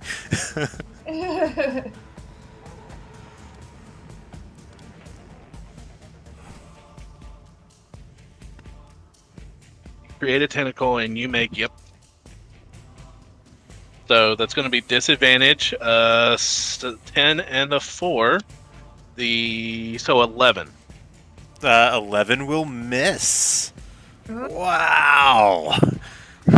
As this tentacle whips forward and snaps, you feel this essence of just cold shadow and a hint of seawater It as it whips at you. it strikes Ben on the shoulder, but like just an inch outside of his physical form, as this like ripple of arcane energy goes across his mage armor. Okay. It was close. All right, that was a very interesting turn. That a lot of stuff could have went really bad. Yeah. All right. So, Larissa, it's your turn. You have this big tentacle that's sitting here trying to pop and whip at Ben beside you. So since technically that tentacle is part of the Oni, do I have insight lighting on the tentacle? No, you do not. Okay, well then.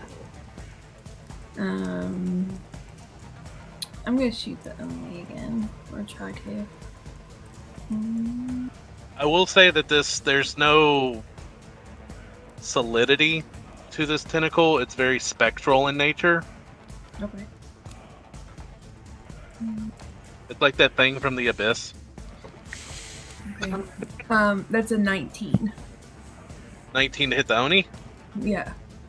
Barely hits, but yes, it hits.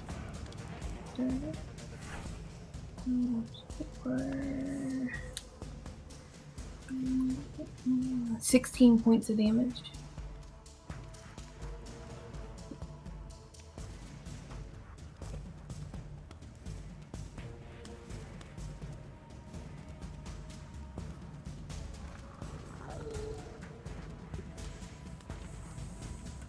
I lost you, Bill, if you're talking. No, I just said okay. Is that the rest of your turn?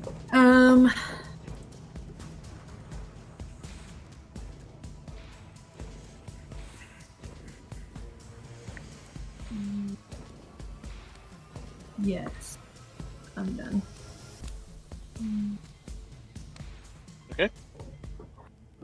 Alright, so first Shadow Spirit, or Shadow Spawn, it will, standing right next to Hearth, take 2 swings at Hearth with its claws. But he's attacking at a tank, so I highly doubt these are going to hit. An 18 and 11. Nope.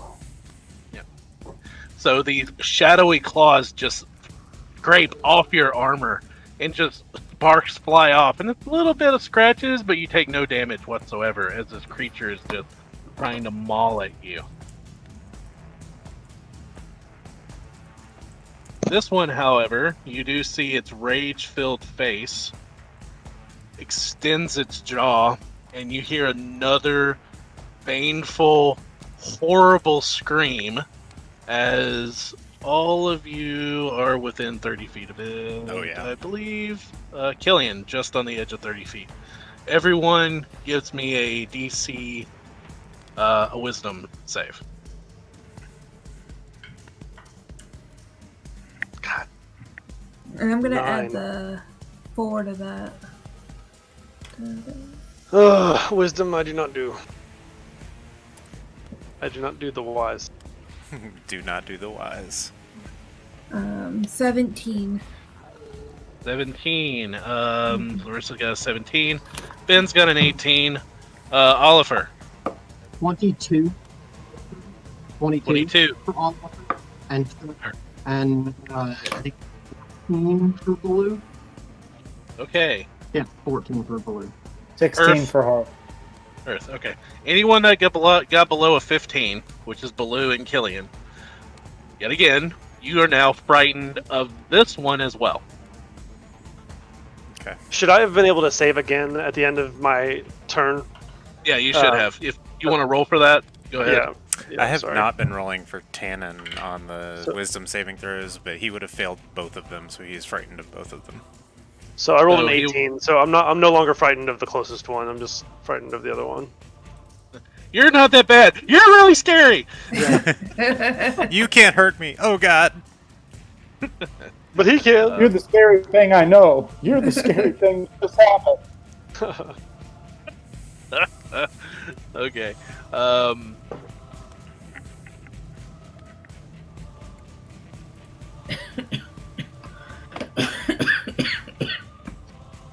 As my wife dies. Please Killian, don't. top of the round. Yeah. This being frightened, it's not well. A lot of my spells are attack rolls. I'm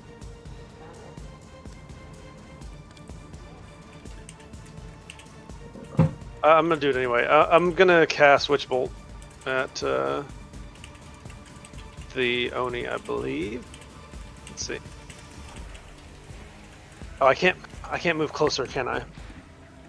5, No. 10, 15, 45. What is 30 feet? No, I can't. I lied. I can't do Witch Bolt.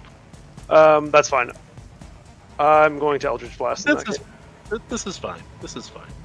So I'm going to Eldritch Blast at disadvantage. So, and I'm aiming at the Oni. So the first one is. This roll was a 16. So 11. So 18 to hit the Oni. Right at his armor. Hell yeah. Okay. And I'm going to roll for the second bolt. It's okay. It's okay. I not one. So I first can bolt. also be a warlock. First bolt is going to deal 3 points of damage. 3 points of force damage, and he gets blasted back 10 feet.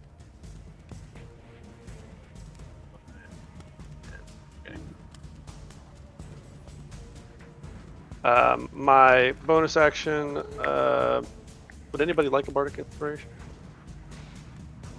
I wouldn't hate it, but it's not necessary. Whoever complains with a bardic inspiration. Yeah. What'd you say? I said, whoever complains with a bardic inspiration. Yeah, it's my last one.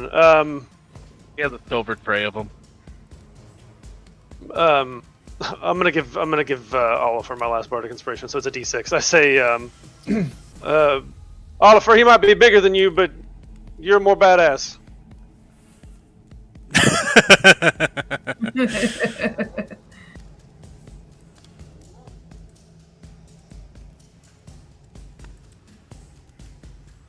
Did we talk about you having any bonuses to fighting giants, Oliver, in your background?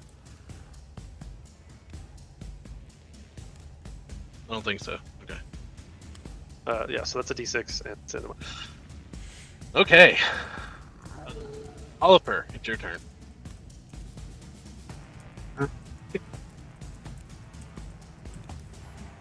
It ain't broke, don't fix it.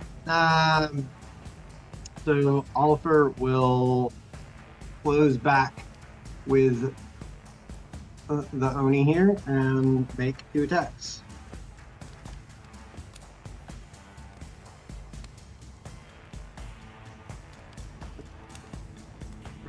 Not good. It's only going to be 15 to hit. I'm assuming not hit. misses. Yeah, does not hit. I'm sitting here shaking my head like you guys are sitting across the table. Give a from me. D6.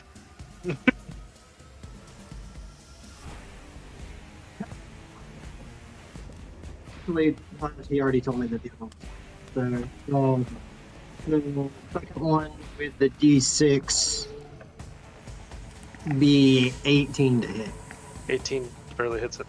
Yeah, 18 will hit him. Perfect.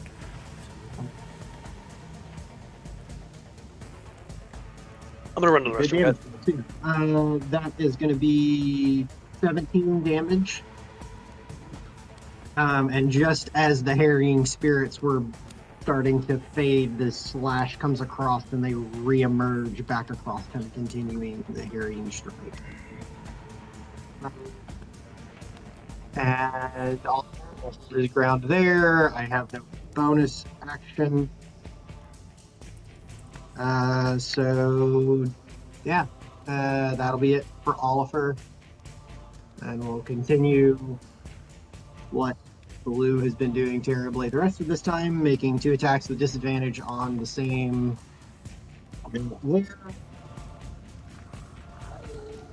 First one is a 12 to hit. Oh no, I'm sorry, I looked at that wrong. 15 to hit. I believe that's right on the nose. Beautiful. We'll get to damage in just a second then. The second one is a 16 to hit, so both of them will hit. So rolling a little better that time. Just for quick damage calculation. For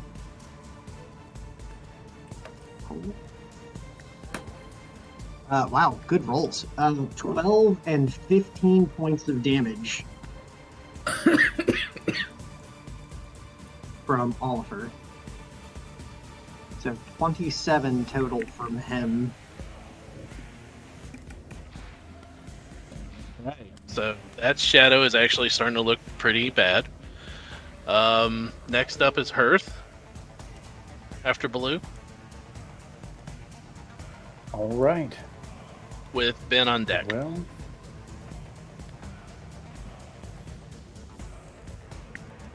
I'm going to start off with the bonus action from the spiritual weapon and attack this.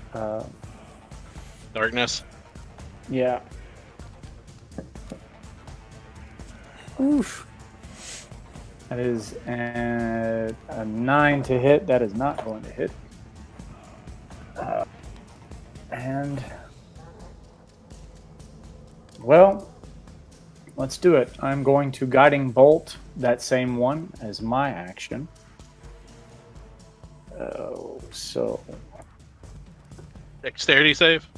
no, it's attack roll. Oh, okay.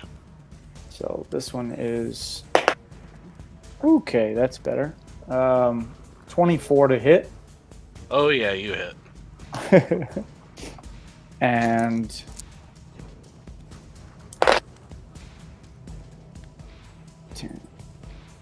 16 points of radiant damage. And if it's still alive, the next attack roll made against it has advantage until the end of the turn. This is through this shadowy creature. You just see it dissipates, and the wisp of shadow go back to the Oni. Good to know. Do we notice anything happening with the Oni when these shadows return to it? No. Okay. Just checking. And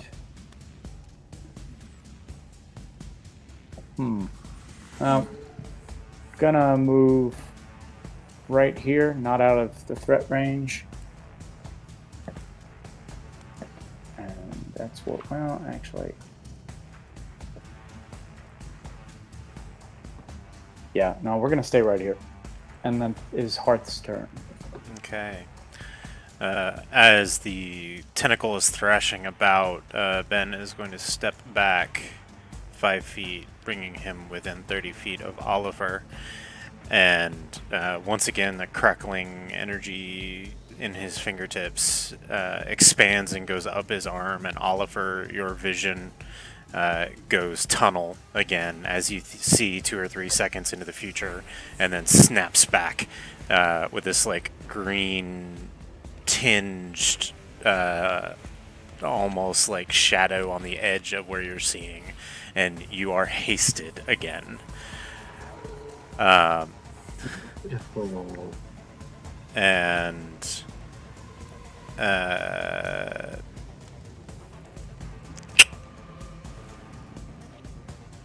yeah, that's gonna be it for me. And then Tannen, continuing his turn, will let me see, because it's been 2 rounds now. If Ben's afraid of Tannen getting hurt, no, he's not. Tannen is actually gonna take a swipe at the shadow creature. Natural 20. Let me pull up his stats, because I had not had those up. Points of damage? It's gonna be like 2 points of damage. I know, but it's still hilarious, so give me this moment. Cat. Cat. Yep, 1 slashing damage. Alright, he takes 2 points of slashing damage. I love this so much right now. Just It's like that really deep Wah, cut. wah, wah, wah, wah. It's like that really deep cut you get from your cat every now and again. yeah. And Or, that- you The know, type he- of cut you can. The or- type of cut you can only get while trying to bathe your cat. Or he rolls critical damage on the critical roll water bottle your wife just got you for Christmas when he knocks it off the table last night. that sounded remarkably Another- personal. I'm not sure. Yeah, I'm mad at him. So Alright, that is so- it for me and for Tannen. So the Shadow Oni's turn. Oliver, you notice now, looking at in your haste state, looking at this Oni, you start noticing the wounds that you've been giving him are very substantial, but the shadows seem to be knitting them closed almost as quickly as you do them.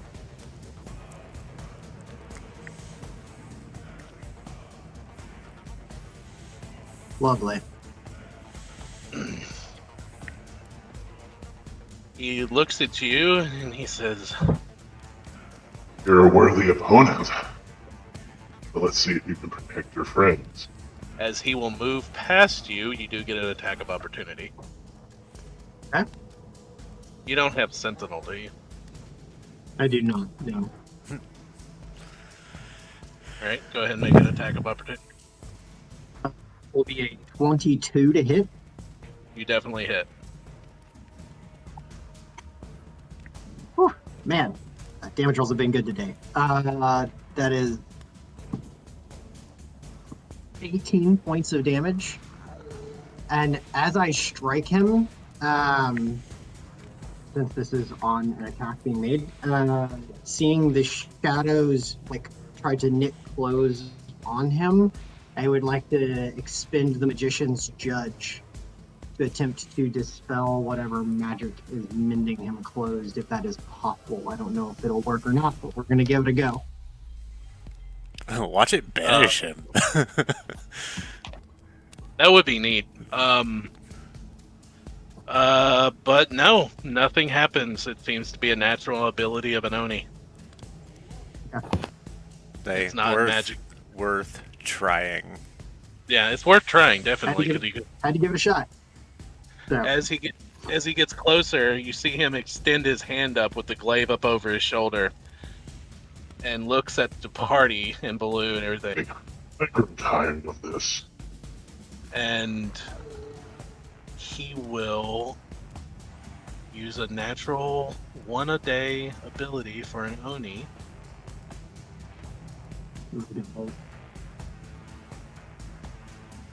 and cast Cone of Cold.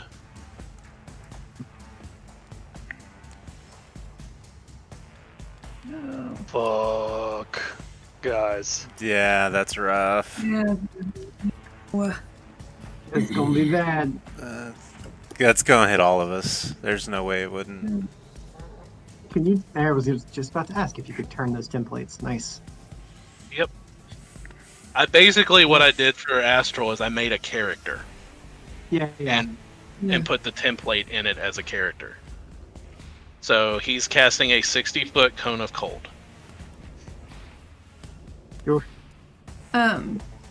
That is one of his Oni abilities.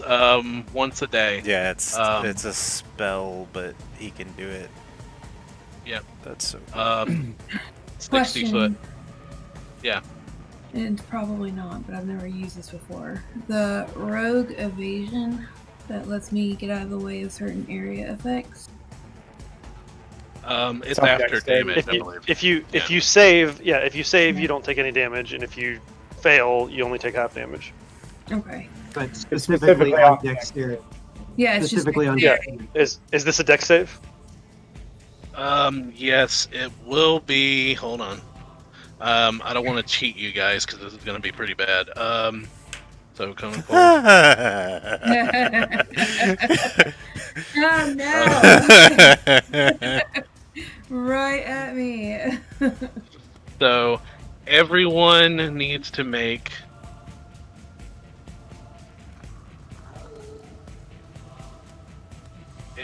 a Constitution save. Okay, not a dex save. Not a dex save. Yes, the con save. Fuck. Assuming Oliver does not, since he moved past. Like I'm not in the area, so this is just be for Baloo, right? Yeah, I'm you're gonna fine. I'm gonna use my lucky on that. I had one more left. And I should have kept it. Okay, so that is that D4? You about to be stunned, Oliver. I am. I am too. So mine is a 6. For the record, after we figure all this out, I want to hellish rebuke him. Yeah, me too. I was like, after all this is done, as long as I'm not dead.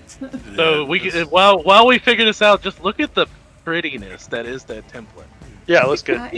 It's really nice. Yes, if it wasn't killing me, I'd be. Hold on. Let me pick something real fast.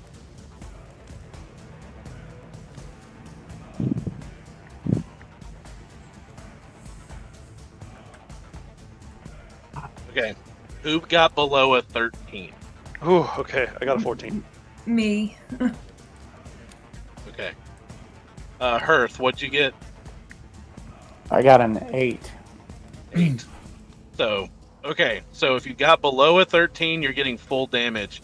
If you got above a 13, you are getting half damage. Okay. So, let's see if I have enough d8s to do this. Oh. If it's Yeah, Cone of Cold is rough. For the sake of trying to get some range on something real quick, can you remove the template so I can see people underneath it? Yeah. Thank you. Actually, I'm just gonna do this.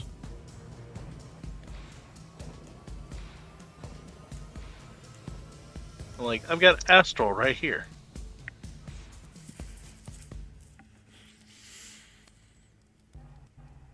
Points of damage. Oh, okay. And for those of us who are bad at math, is that 16 is half? 18. 18. I'm bad at reverse math as well. Yeah, reverse math is difficult. So who rolled for Baloo? Failed entirely. However, what was your roll on that? Did you fail? Yeah, he failed. 8. He I had failed. Definitively failed. Seeing Hearth taken off guard by the effect, and appreciative of what he has done otherwise in this fight, Oliver. No, I used my reaction already. Dang it! It's all right. I can't use it to defend anybody. I'm good. I'm up. It's that reaction. Cool. Any- As Benyahim gets clobbered by this, the haste spell that is affecting Oliver drops. I failed my concentration. Check. Yeah. Dude, I rolled a natural 1 on the original save. And then my concentration check was just crap. So what is the? I forget. What's the concentration roll on this going to be? Like, what do you have to break? So 36 points of damage halved would be 18. you need to roll 18 to maintain it. Yeah. Oh, okay. I just rolled an 18. Yeah. So Awesome. your shield of faith is still here, Oliver. Okay. I'm He's- hellish rebuking at the second level. Okay. So like as the ice or the cold is like coming and like surrounding me, you see Killian kind of like swirl his hands together and make some like magical symbols with his hands, and some of the cold is like harnessed in front of him and starts forming into these shards of ice that I fire back at him. And he needs to make a dex save. Alright.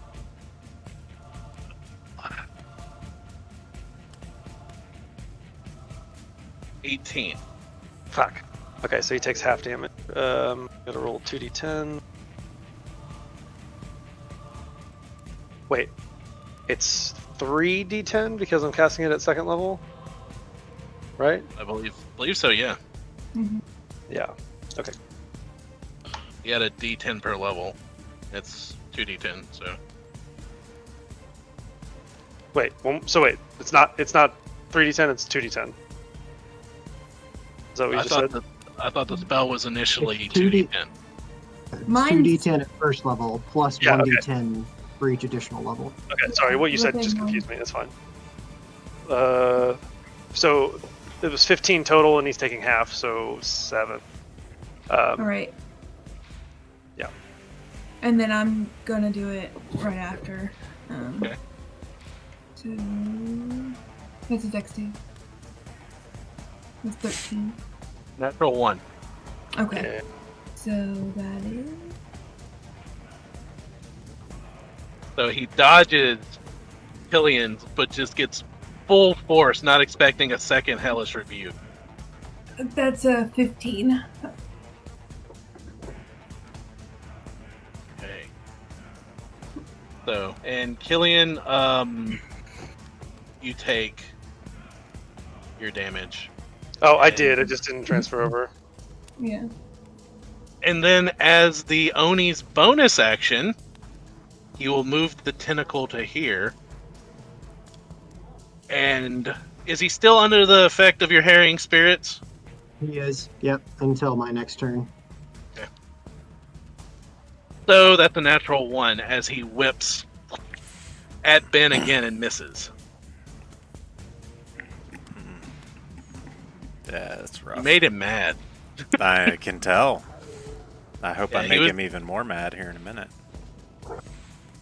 So, and that will be his, and that's the tentacle. Larissa, it is your turn. So did we say potions were a whole action, right? Bonus action. Bonus action. Okay. Then I. Yeah, am when going- at the beginning of this campaign, we agreed that we took out flanking and allowed potions to be a bonus action. Okay, so I have a healing potion or a potion of healing that I am going to use. So that is a 2d4 plus 2.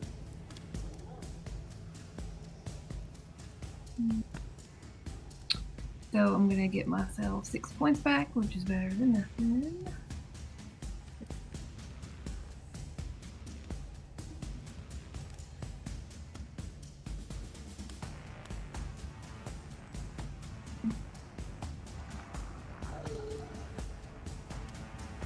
The beat of this song is in time with the beat of the Thunder template. That's So- funny.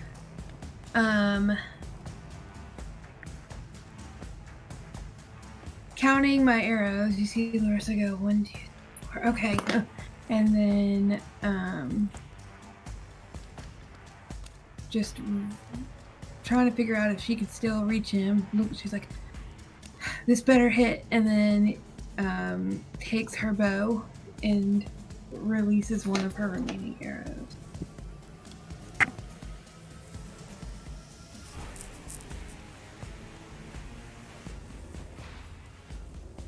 That's an 18.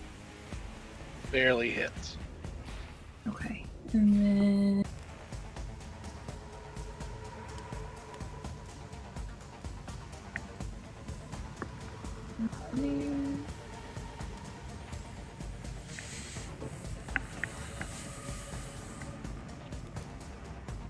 Add 29 points of damage. How do you want to do this? She pulls her arrow straight back, motions on the middle of his head, and just lets it go as it goes straight through and knocks him straight down. The arrow pierces, and for a second it goes through, and you just see the shadows puff as his arrow blings into a wall behind. But the shadowy hole in his head does not reform. And eventually he just slumps, and as his body hits the ground, you see this one shadowy figure just vanish.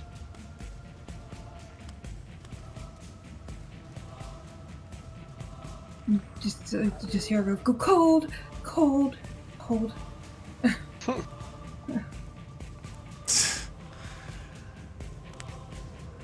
Man, Oh, expect you that guys to still have was. a lot more to chew through there after your description on the healing factor.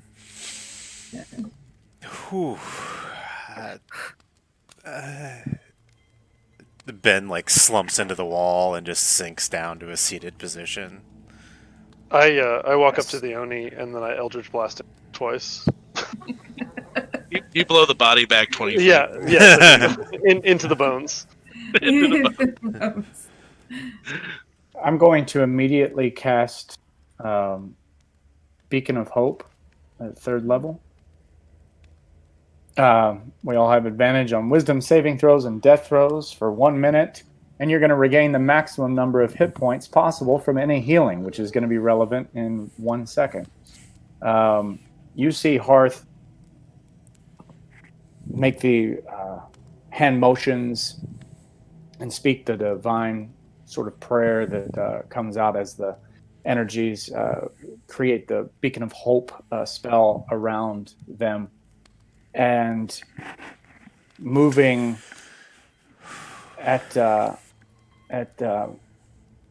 actually, he's going to call Oliver over if you want to oblige Oliver. Of sudden rigidity and inability to move with the fading of the haste spell, Oliver will stagger a couple steps forward, still kind of shaking off the lethargy. And Hearth says to all of you, our wounds will be tended soon. And Hearth is going to move kind of around all of you.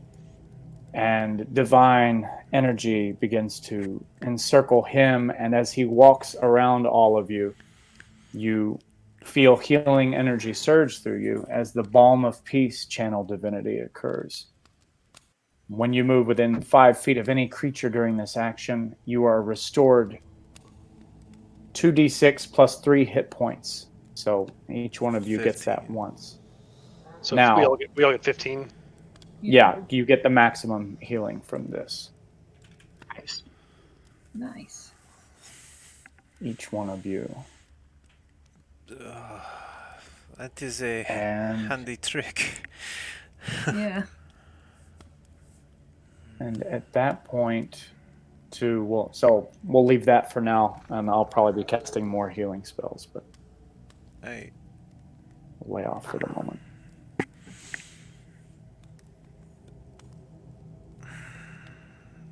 I don't have this prepared, so it will take me a minute. I'm going to see if he left anything behind of the arcane value, and I will begin ritually casting Detect Magic from my summoned spellbook.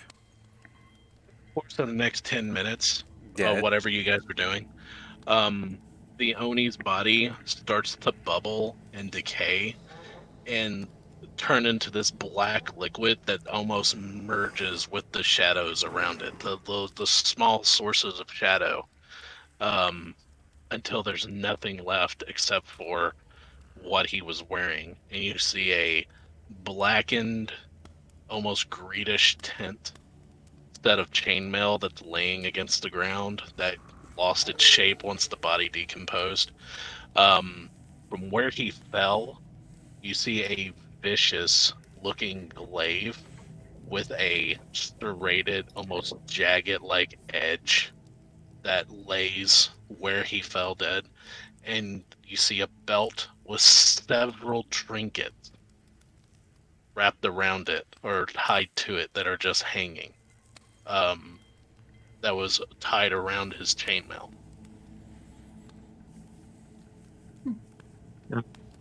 If I may, like as that all begins to happen with the healing received, just before his rage would end, while he is still seeing his spirits, Oliver would like to take out the bones and taking a knee amidst the aftermath here, would like to roll them and ask his ancestors if uh, the the danger here has passed. Okay. Roll me a D100.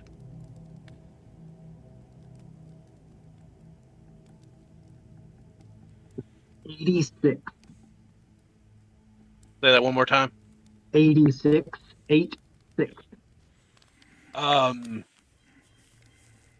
the feeling you get from your ancestors in the present moment is not one of fear and not one of caution. It's one of sorrow and confusion, and you feel it drawn towards the pile of bones that's within this cave. In response to that, Oliver will, gathering up his ancestors' bones back into his pouch, he will actually make his way over to the bones that are there and see if he can't somewhat make sense of what they're from. If there's anything that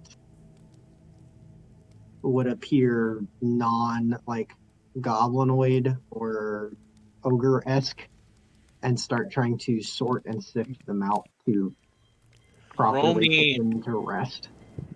roll me a medical check.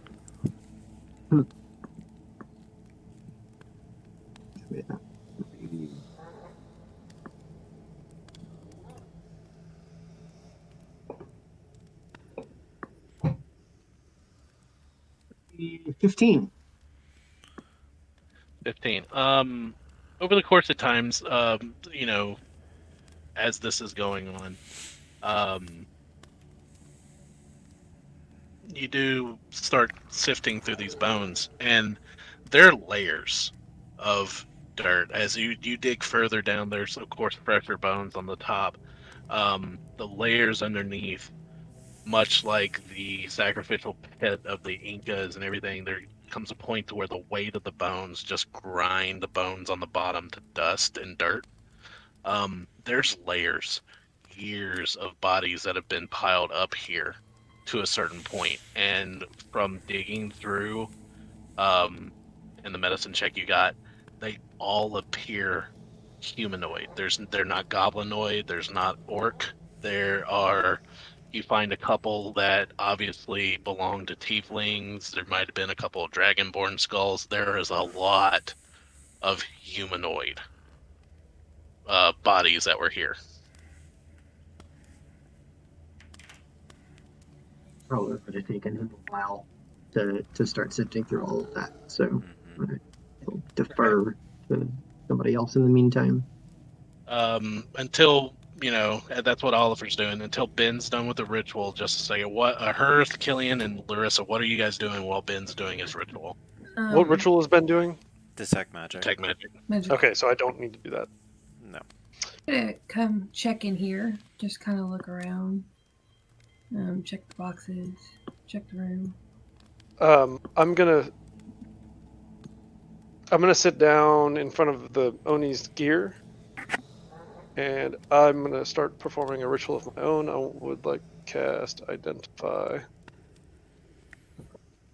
On what? Yeah, that's what I decide. What? So there's the glaive, and then there's what's on his. What trinkets are on his armor? You see, there's various trinkets on his pouch, not really tied to his armor, but tied to this like very crudely made leather belt. You see, a simple farmer's hat, like a sackcloth hat. You see a pouch that appears empty, a pipe, a ruby, and a small pouch with a single die. Like a die, like a die. A die. A six-sided die. Larissa, as you go in here, you see what obviously was a storage room at one time, but a lot of stuff has been left to rot. It reeks of rotten food and earth, like rotten potatoes. There's casks of barrels that smell of ale, but spoiled ale that has been drunk and just cast aside.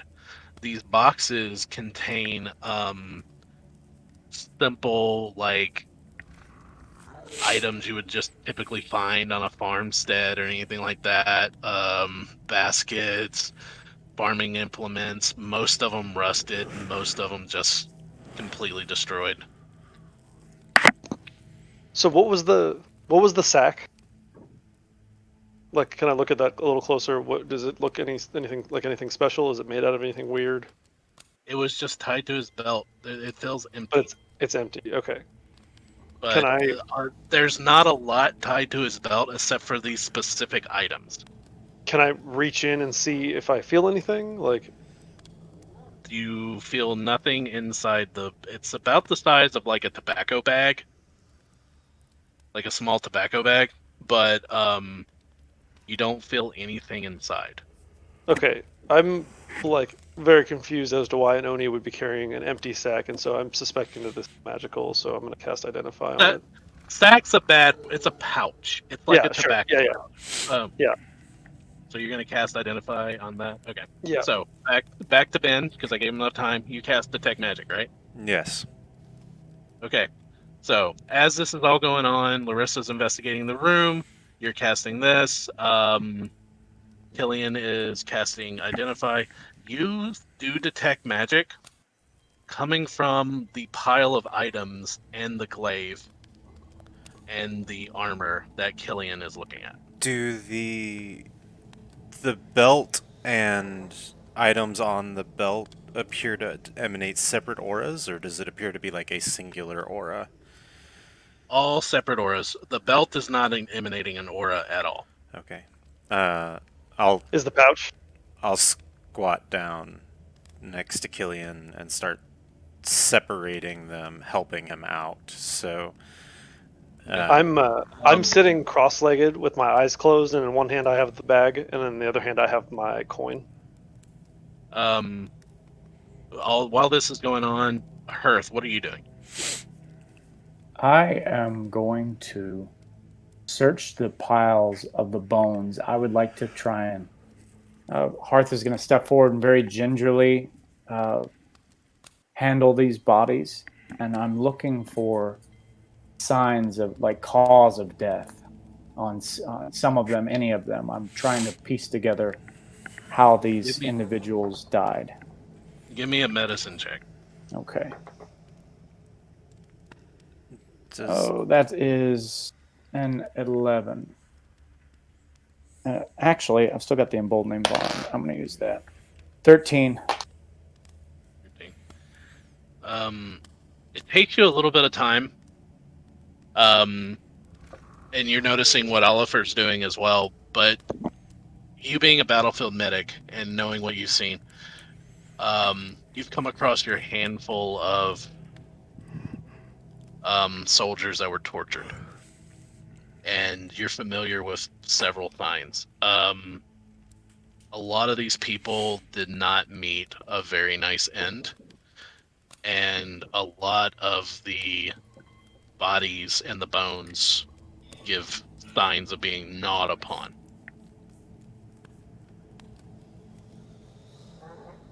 Not upon what?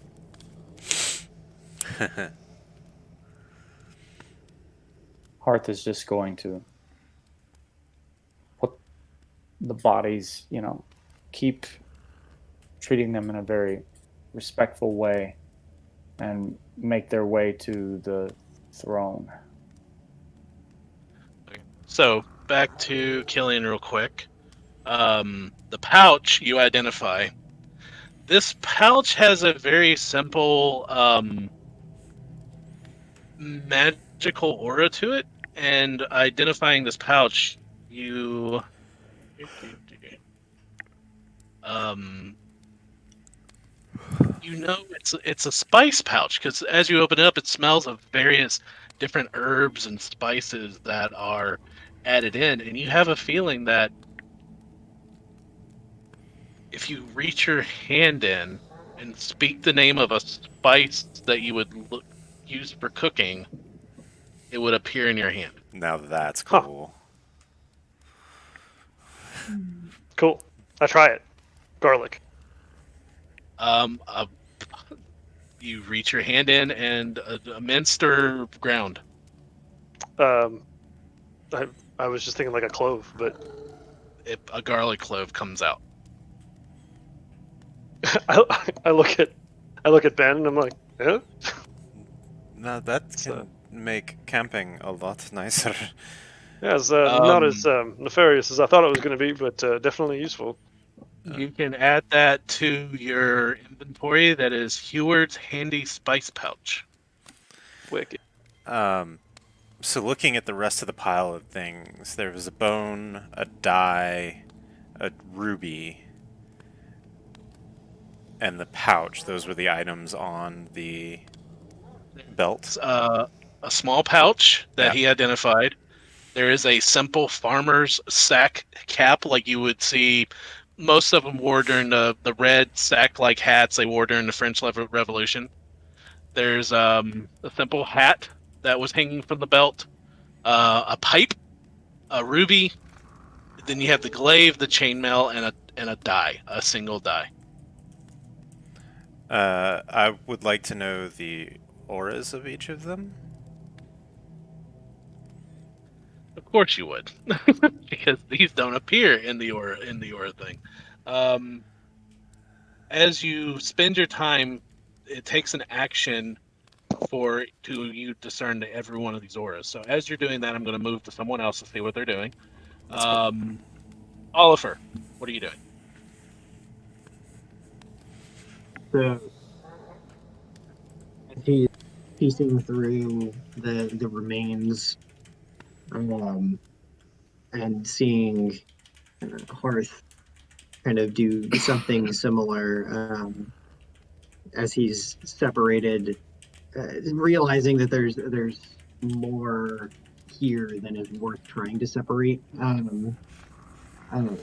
he looks over to Hearth and walks up to him. These bones should be put to rest properly, I feel. They should not stay here. This place is not right. I agree. They suffered far too long in this place.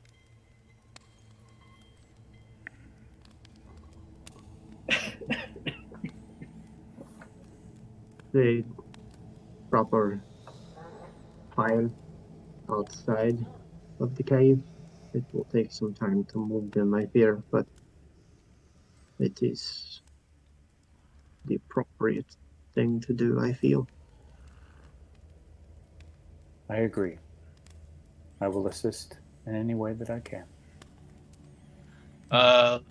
Larissa, what are you doing in the storage room? Just I was just looking around the walls, making sure there was nothing that was still gonna like jump out at us. But you said there was nothing in there, so you can roll me an investigation check. yeah.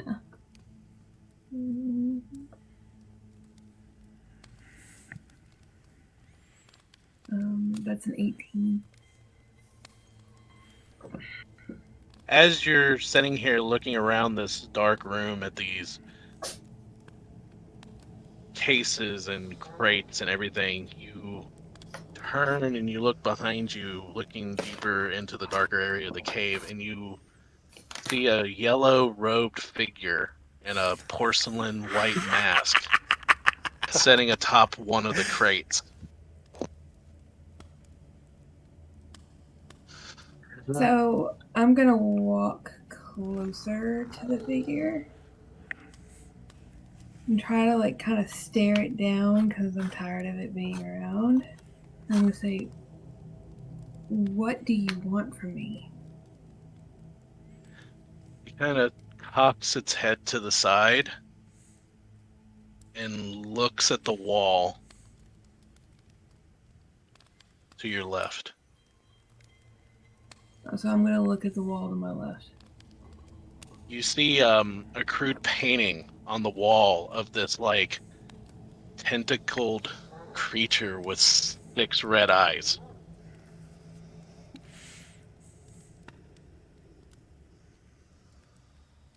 I recognize this, right? Because I have it in my notebook that I saw this before. It meets a description of Oliver said something. Okay, I'm gonna look at the painting closer. It's very, very old. It's a very, very old cave painting. And upon looking at it, you do notice that underneath it is kind of a little altar, and it hasn't been used in a while, and there's a little chest sitting on this altar. Mm-mm.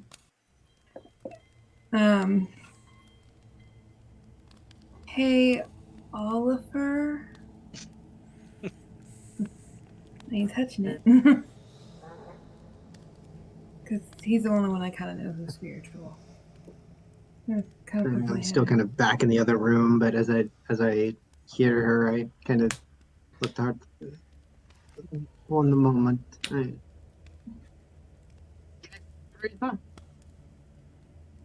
You broke up. What did you say? So, taking a moment, Yeah. looks to Hearth. One moment, please. And he kind of walks around the corner. Yes, Larissa. I don't know much about these things, but this looks like an altar. And I point to the box.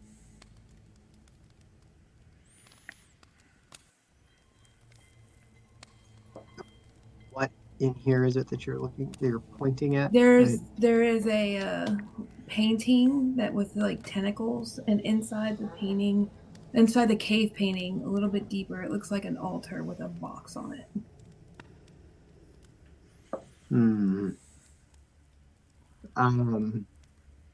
As she says this, Oliver will step forward and kind of takes a moment to close his eyes, and he reopens them, and the foggy, like icy kind of color shifts back over them again as he will call on his spirits to cast detect magic using his Folk ability. There is no magic in this room.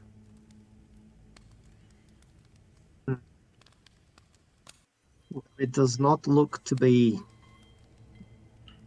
dangerous at the moment.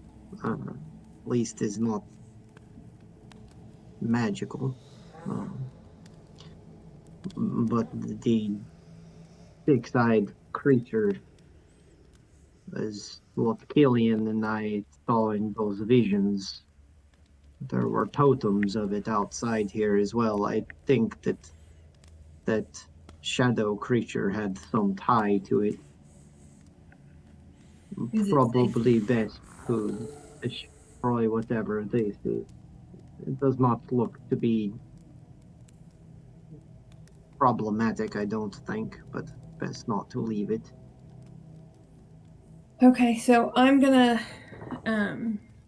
look for traps right around it, Bill. Make sure there's nothing that's gonna get me as soon as I hit my hand in or I touch it.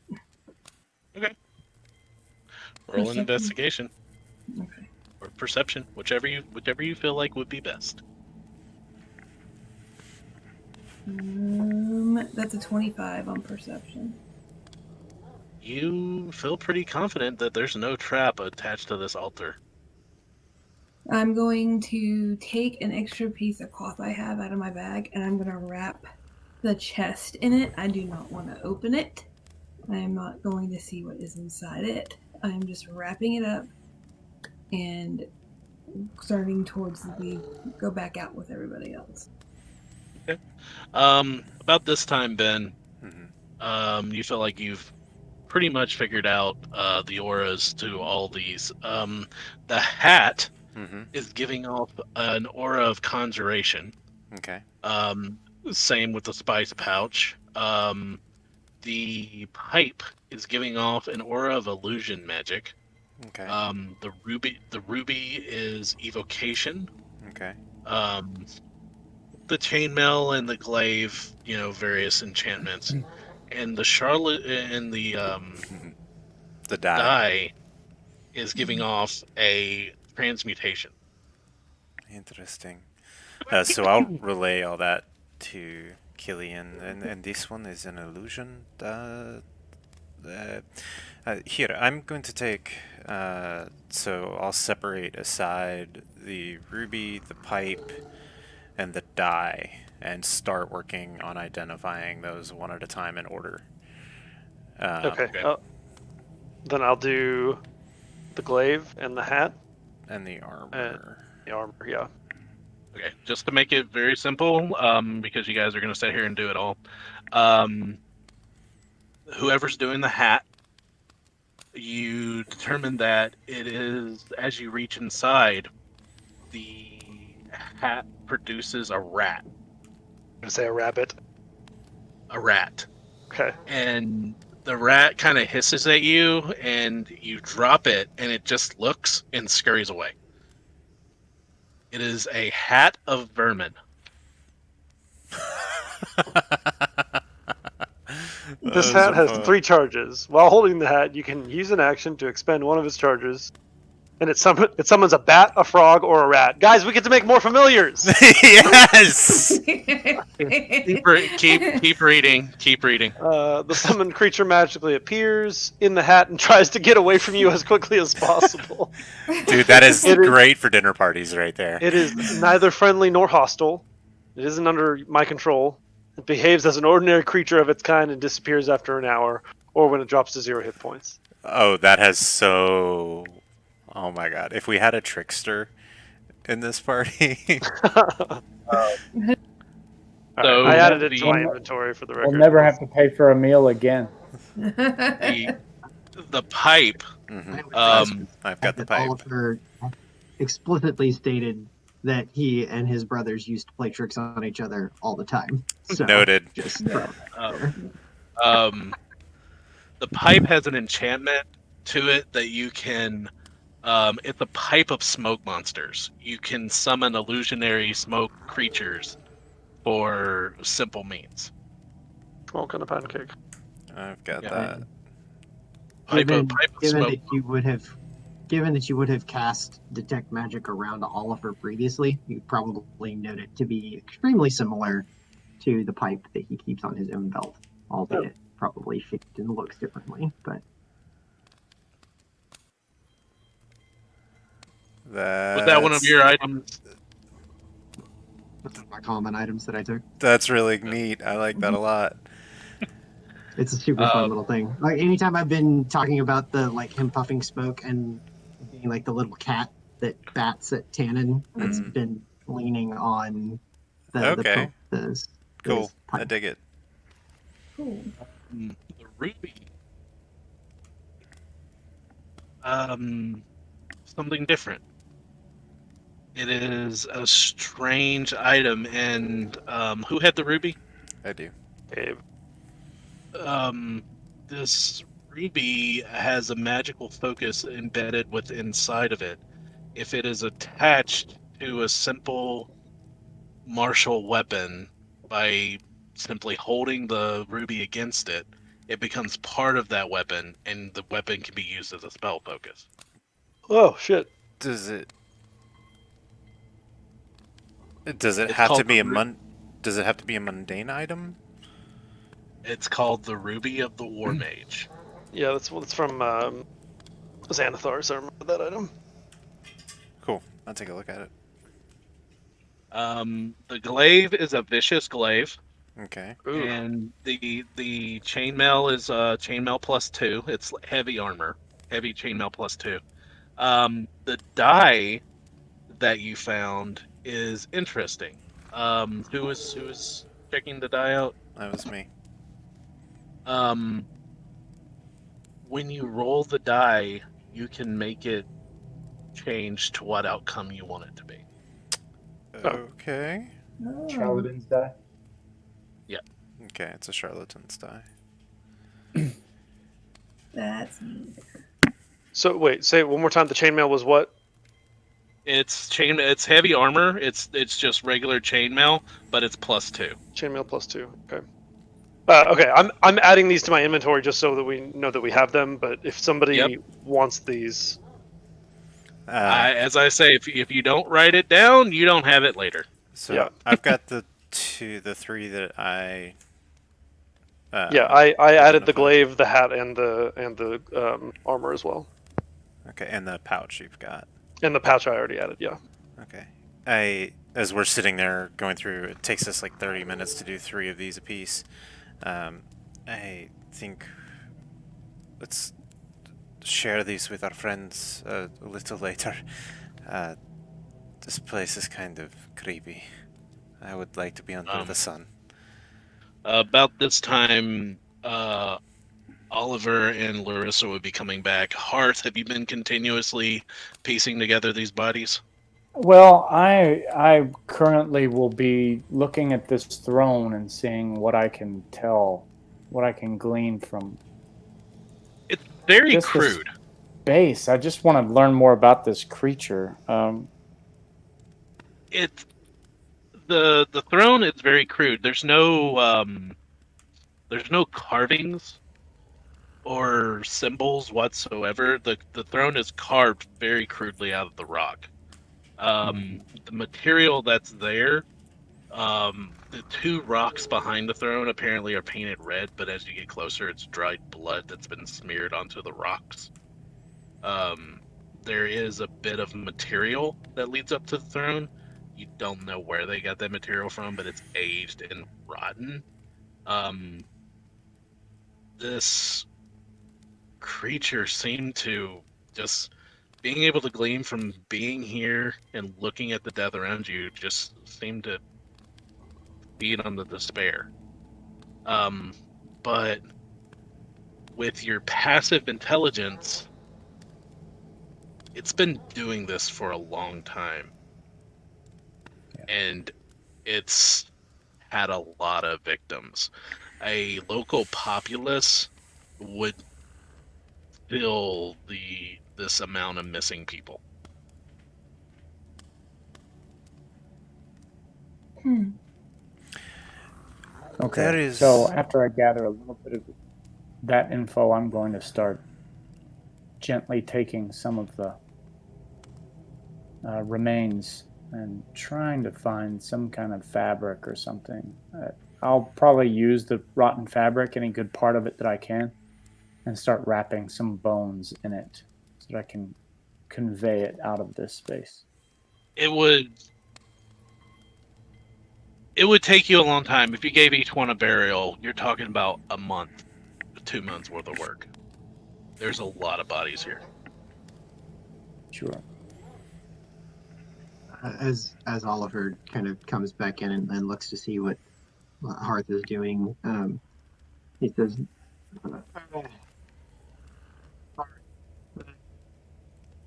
We're losing you, Jacob.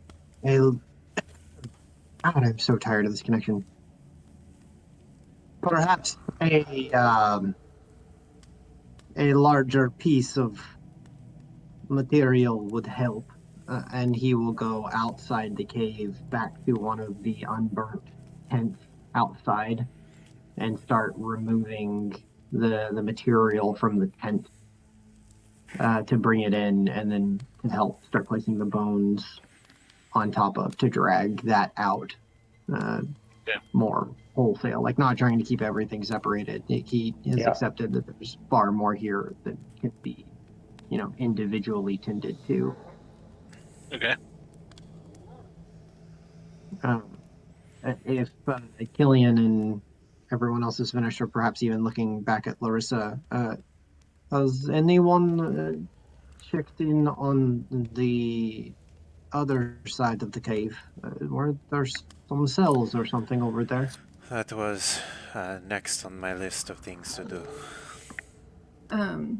Yeah, I I did not know what to do with this before I moved forward, so I'm gonna stash it. What is this? Um, I um, would burn it. I would not keep that. But you wrapped it up in something? yeah, I wrapped it up just in a piece of cloth, like so I wasn't actually touching it. It's okay. We can look at it now or later. We're studying Why, these items. If you why need. don't you go take a look at those cells while I figure out what this is? So I like kind of Are you talking to explained. me or to Larissa? Yeah. No, I was talking to Ben. Okay. As I stand up, I pat you on the shoulder from your seated position. Thank you, friend. And we'll proceed down the other way, still with detect magic going. And as she goes to hand it, Oliver's probably like heading out to go gather the tent at that point, because it would take a little bit. But he would look back and say, "It was not magical, but it was a part of an altar to that six-eyed Thing. creature." Yeah. And then he will There's continue on out of the cave. Well, hang on. then So Gabe was just there, or Ben was just there using detect magic. Is the chest magical?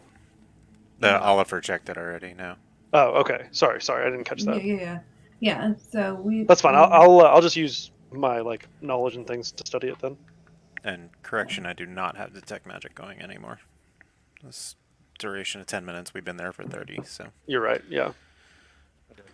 So you look in the cells, Ben, and it's what you saw earlier in through Tannen's eyes, except now in color. You see fresher dead bodies. They're still bones, but some of them have like some meat and blood and gristle still attached to them. They're humanoid in shape, uh, and there are various ones sitting about the cells. Is there still stuff on them or nearby, or is it literally just the bones? It is just the bones. Okay. As Uh, in, they looked as if they were thrown in here naked. okay. We still need to pick back through that camp. I'm sure there's a few coin around. We can. He's kind of muttering to himself. Hearth, there more back here. And then he'll kind of venture back down that way. Okay, Tag. so back to the box. yeah. I explained that It there was a cave painting. There was that six-eyed creature. This box was like further inside it. Looked to be an altar. Yeah. it's So a what good do it's a good 1 foot chest. It's a small chest. Larissa was carrying it under her arm. what kind of roll do you want me to make to like study this thing? I can do history. I can do Well, investigation. just looking at it, it's a simple chest, but it looks the wood of it is warped as if it was wet for a really long time and then dried out, so it looks like Uh-huh. driftwood. The edges of it are rusted, Okay.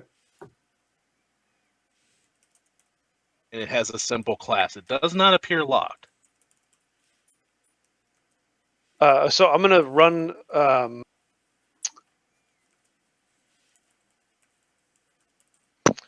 gonna run my hand over the top of the over like the rusted part of the chest while I'm like rubbing my fingers together. I'm not actually touching it. I'm just like coming really close to it, and I'm casting the mending spell, and I want to see what that does to it.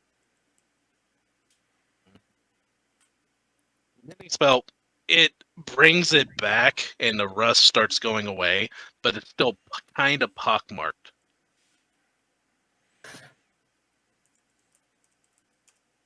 Okay, then once I get the chest like restored after a few minutes, I'll go ahead and open it up. As you open it up, you see the first thing you see is the maul of the mouth that gets you because it's a little mimic. No, It's a baby one. Ah! As you open it up, you're hit with the gleam of gold as neatly stacked rows of gold coins that are lining this box, as in someone methodically lined them and stacked them up, slid them together that line this box. The coins look strange. They do have a glint of gold to them, but some of them are encrusted on the sides with like coral and dirt, as if they'd been under the water for a long time. Can I prestidigitate one of them off so I can see it clearly? hmm You clear away the coral and the dirt, and the image kind of strikes you as very odd because you're used to seeing a coin that looks this way. It's an ancient Arcadian coin. Huh. Okay. I'll check a couple other ones. Are they all like this? Yes. I'm just kind of like leaning over the box, watching you do this, and be like, Oh, so if I notice you're there, I'll be like, these are ancient Arcadian coins. How much is here? With the way they're stacked and they're evenly placed within the small box, anywhere from 2,000 to 3,000. I'll flick one to Larissa to examine. um, And She, like- you would notice the similarity between the coin I flip you and the coin that I wear around my neck. just because she's overly like cautious, she kind of like takes the sleeve of her coat and tries to catch it without touching it. Because I just got burned. It's one of the ones he cleaned off. It looks like, with prestidigitation, it looks like a brand new shiny coin, but it does look similar to the one that he's tossed you before that he's healed you with. Are you sure that that six-eyed creature that you saw didn't come from Arcadia? Because why would these Arcadian coins be there? Well, we have been hearing about how one of the reasons that was suspected that the empire fell in the first place was that they started worshiping some strange gods or something of the like. I'm wondering, starting to suspect if these might be them. These six-eyed creatures in the depths. Bill, when we went in the previous campaign and I went into that cave where we found the magician's judge, Yeah. was anything looking kind of like that six-eyed creature? No. Okay. But that was part You're of the... You're talking about when you guys delved into that dungeon, the Arcane Grave? Yeah, the one where we saw that flying, weird, evil angel creature. Oh, nothing like this. But I know, like me, like I read it. I just want to like kind of do like a history check that what he's talking about, because that was one of those creatures that we thought maybe they were worshiping and they got caught in that abyss, right? This creature's different from what you can see. You've only seen depictions of not like the full body, but possibly a head. Okay, but I'm talking about the lore itself. Like I can connect the lore itself, like that I know that they were worshiping something because they were worshiping it there, and then from what he's told me, it kind of like All you can tell from your experience back in the Arcane Grave is the Arcadians look to have they look like they were building an army and marching on the different planes of existence themselves. okay. For what purpose you don't know. Okay. I'm just gonna look at the coin and go, and then put it back in the box. It's like maybe we'll figure out what they were doing. Bill, So that's all I can figure out about this chest. Gabriel question. Ben knows this, and I'm just trying to find in my notes what it was called. The change they grew within the council was a cult known as Thalat Escher, which is the Arcadian No, word for 13. no. The cult that was growing within the Arcadian Empire towards its end was called the Tanweir. Tanweir. I knew that word was wrong. Okay. And it was more a cabal of magisters that Yeah. began to believe differently. Yeah, this is They weren't hidden; they were open about their beliefs. yeah, this was the info you sent me a while back, so I'm just making sure all my words are right. Cool. Since I'm down here, I'm just kind of waiting on Hearth at this point. So, Sure. on that note, Hearth, what are you doing? As well, first off, as Hearth heard the name, And I'm going to go down into not Tenweir, but just him saying Hearth. There's more bodies over here. I'm gonna kind of made my way down to that hallway, but when I hear Killian say these are ancient Arcadian coins, Hold immediately on, my have mom just pulled up. I immediately have the urge to check and look at the objects. Do I recognize any of these objects? Like just from visual. Intention being, I realize ancient Arcadian coins. How could they've gotten here? Possibly from the airship crash. Are any of my comrades' bodies or remains or any hint of them around? It's a vague hope, but that's the intention right now, just to see these objects. okay, so these objects so you're going over to the box, right? Well, kind of, yeah, the box and some of the magic items that they had been looking at. So I guess towards Killian and just doing a scan to see if I recognize any of the objects. It's a box of coins. Okay. It looks like a box of Arcadian coins lined up, very neatly stacked. But as you see him toss one to Larissa, it's very familiar to it. Arcadian coins were rounded, but the sides were kind of flat all the way around. Okay. So once I see those coins, stay for a few moments to analyze. Realize that it is probably a fool's hope currently. These coins do not have the type of significance that I'm looking for. I'm going to go into the hallway with the cells and join Ben. Okay. So as you move down and you travel with Ben down into this hallway, You see what I described to him earlier. You Yes. see two cells, various corpses inside, no clothing. They're fresher, still having some of the. They did not meet a very nice end. They still have pieces of meat, muscle, small amounts of muscle tissue.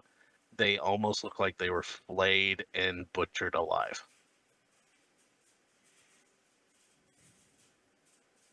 I'm going to attempt to open these cells. Okay.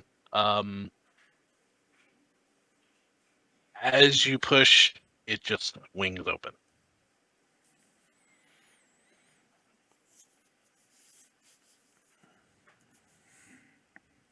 Going to go inside and search the cell for any possible objects of significance. But other than that, I'm just going to kind of go in and kneel amongst the bodies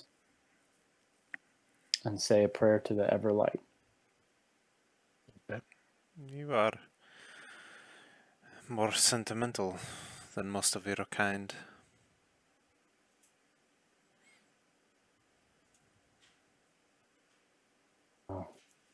My existence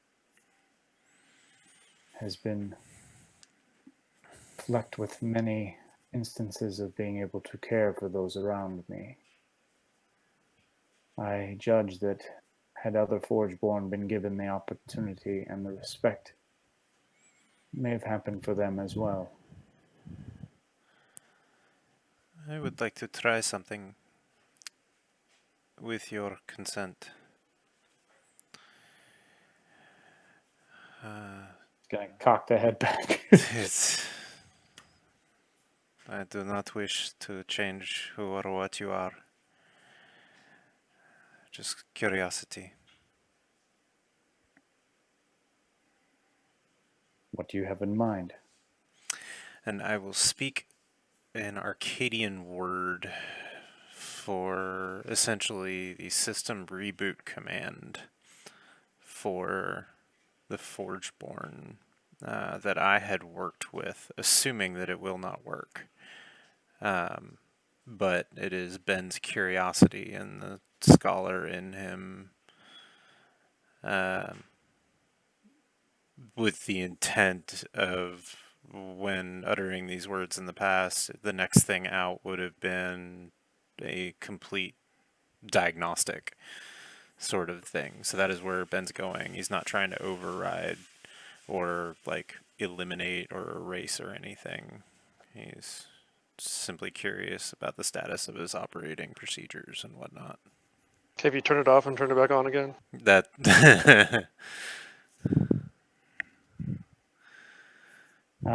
You're gonna turn Hearth to the side and then blow vigorously. basically, yeah. Press down. Can't pull it I out. I'm mechanically like Gabe knows that this is just silly, but it fits what Ben would do. So Sure. Hearth, I will let you react to that the way you want to. Do I feel any effect? I think that's what he's saying. You get to decide. Sure. You get Okay. to I just decide wanted whether to. you I just wanted to clarify if there was an actual effect going on, just with I will let Forgeborn in your way. But I will let you determine, giving your character, whether you feel an effect or not. okay. So as you say this word, I definitely feel. I definitely feel a certain urge, or definitely a certain knowing of what is expected in this situation for other Forgeborn in these circumstances. And I am simply going to say to you, I understand your curiosity. If you would like to know anything about me, I would be happy to sit and speak with you. Ben smiles really big, a very genuine, honest smile. You are the second of your kind I have met.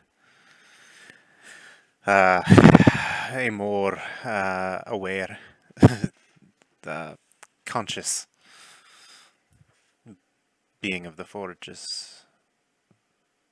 I look forward to getting to know you. And you as well. And you see no evidence of lie on his face. Sure. I am. I, I had a companion briefly who was supposed to be a part of an experiment in the Dreamlands, and as he's talking, he kind of stops and smiles and switches to a flawless ancient Arcadian. I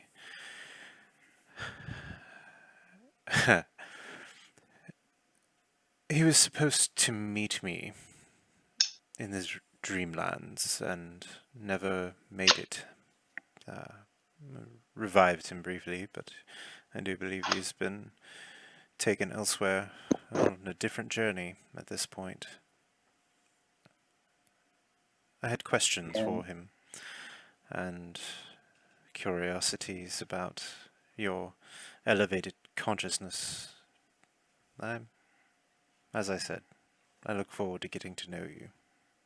in the same high Arcadian sort of dialect, Hearth says to you, I hope that your friend made a good end, or that his journeys continue. And I am happy and willing to learn and teach in equal measure. Switching back to the slave's tongue, or common, I think we should probably rejoin our comrades. You can rejoin them. I shall be tending to these individuals for the moment. Well, let me fishes around in his pocket and pulls out a coin and casts light on it, just a copper piece, and sets it on the stone there, just so the light doesn't fade as he leaves. And he returns to the group.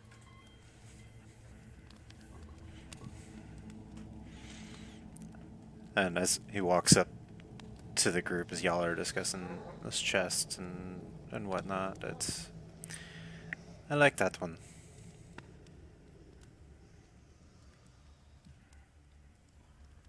So, as you're alone, Hearth, what do you do? Still continuing this prayer, I would like to look and see if there are any objects in these rooms, aside from the bodies and the remains. Roll me an investigation. Okay.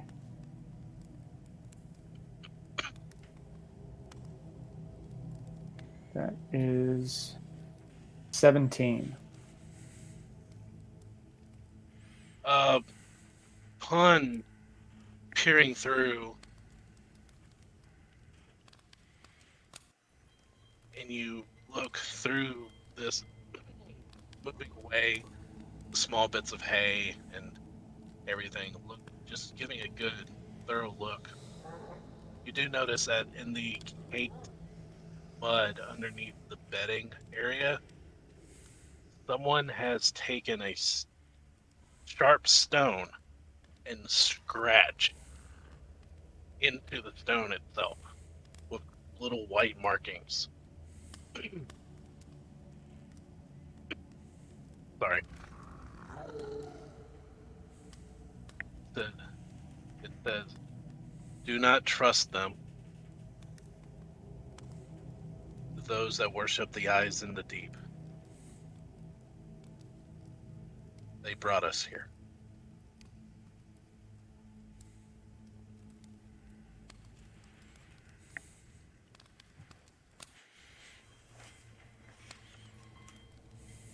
Hearth is going to leave the cell, make the way back to the inner chamber, and try and find some material to get the bodies out of there. Like something to pull, like a litter to pull them along, get them out of this place. So, uh, probably about the time that you finished up all of that, you would have been in the tent of one of the outside unburned areas. So whatever makeshift leathers, furs, etc., are being used for it that have been formed into the tent substance. He's brought the covering back in and would have started uh, reverently lifting the bones and placing them onto that in the main area so as to drag out larger portions at a time. Sure. Going about this process. That will be how Hearth is going to continue. I think if this is going to take a while, perhaps if you're interested in joining, and he'll look down at Killian and Larissa, go take a peek outside, see if there's anything of value to be recovered from the tents and what's not. Larissa apparently is very in depth in her papers. You see her take out her journal, and she pops a squat on this rock, and just starts poring over her notes.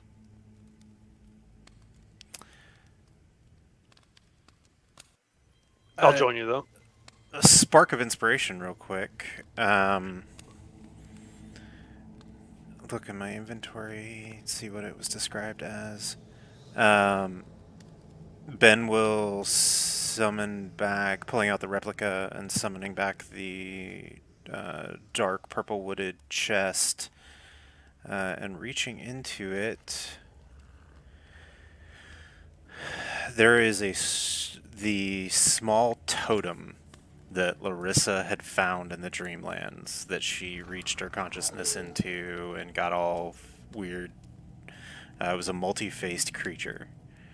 I picked that up and stuck it in my chest. So picking it up, looking at it, do any of the faces have that six-eyed, tentacle kind of vibe to them? No. Okay. Then I will wrap it back in the cloth that it is in, stick it back in the chest, dismiss the chest, look at Killian and his odd. I've found a lot of strange things, so just looking to see if it was similar. Shall we? Yeah, I'll join you. Okay. And just go search through the camp.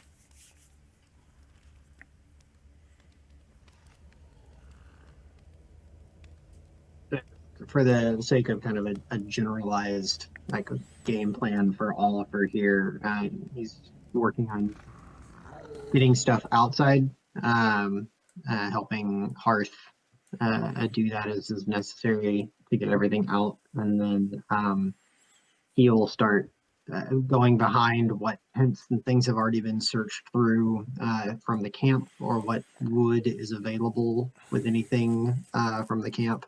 He will start building a funeral pyre, something that will burn long and hot enough to ash the bones.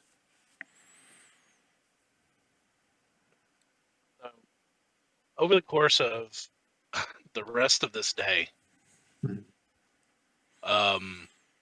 you pull as many of these bones out as you can. You're trying to burn the bones to ash.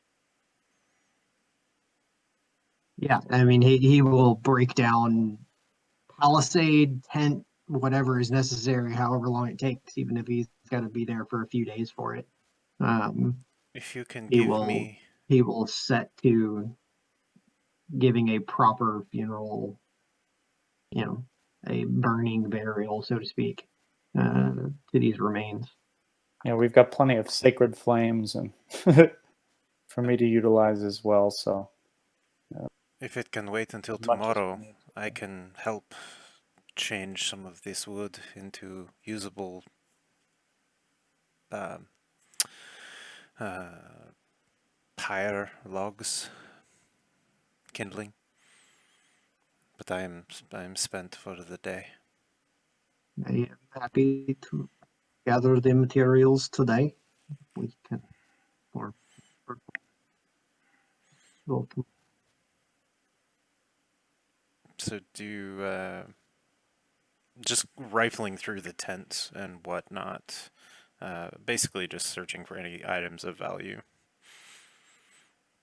coin, etc. Yeah, I'm doing this.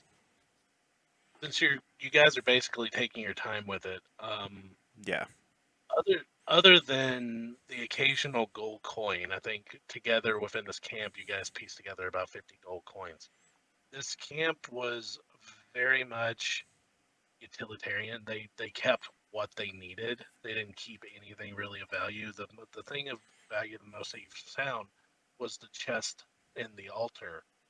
Um, you did find over towards the southern end of the camp, almost like a butcher's block, as it were, of just a blood-stained stone, as well as the remains of a fire with scraps of material and pieces of clothing, as if they burned most of what came with their victims. So, can you just give me a total gold amount that we got from the chest and looting the campsite? About 2650.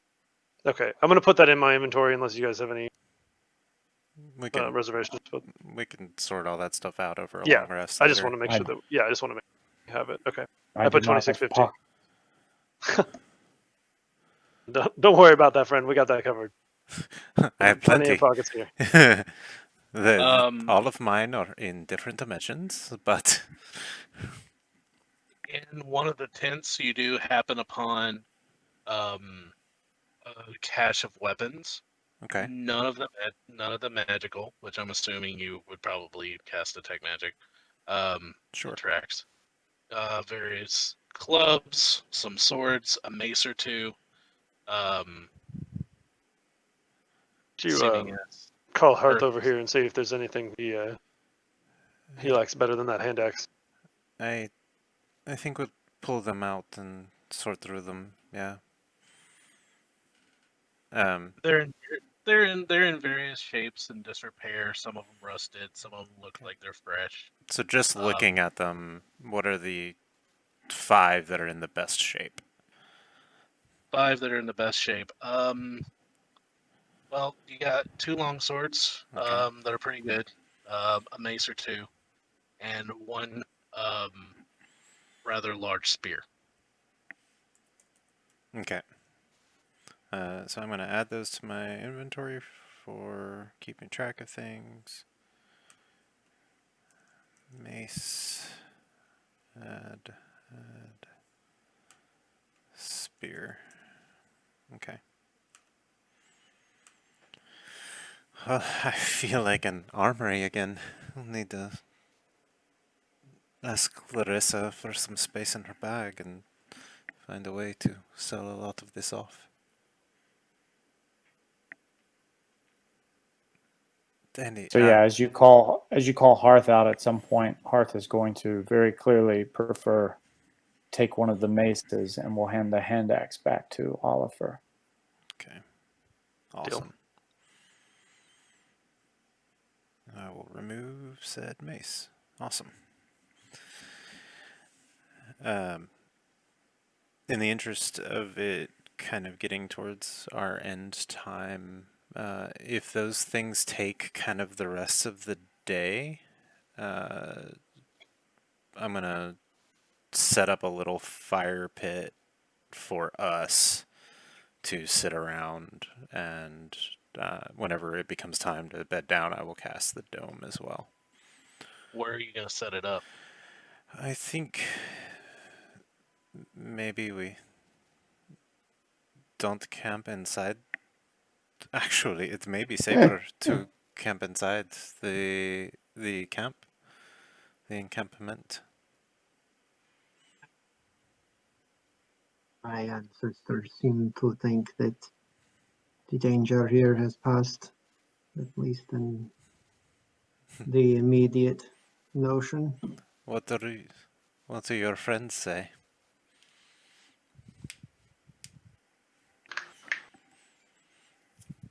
I'm sorry? He asks, what do your friends say? As in your ancestors. Yeah. That's what I just said. That my ancestors seem to think that the danger here has passed. Gotcha. I missed the first half of that. Well, let's keep a lookout anyway. We don't know if there's more of them out there. If any of them were out, Wait, raiding or how big were hunting or. the guard posts at the beginning? They were 10 feet off the ground? Or the platform was 10? No, they were higher than that. It was like Yeah, they were But the about platform 30. but the platform was like 10 feet off of the stonework? yes. So it was Five. like 30 5 feet. It was like 30 feet up. Yeah, it was like 30 feet up, and then another 5 Okay, top of the 5. stone. I mean, if there is room underneath one of those, that would not be a bad place. It would provide vantage, and the dome being underneath it would not draw attention. It could look like the stone.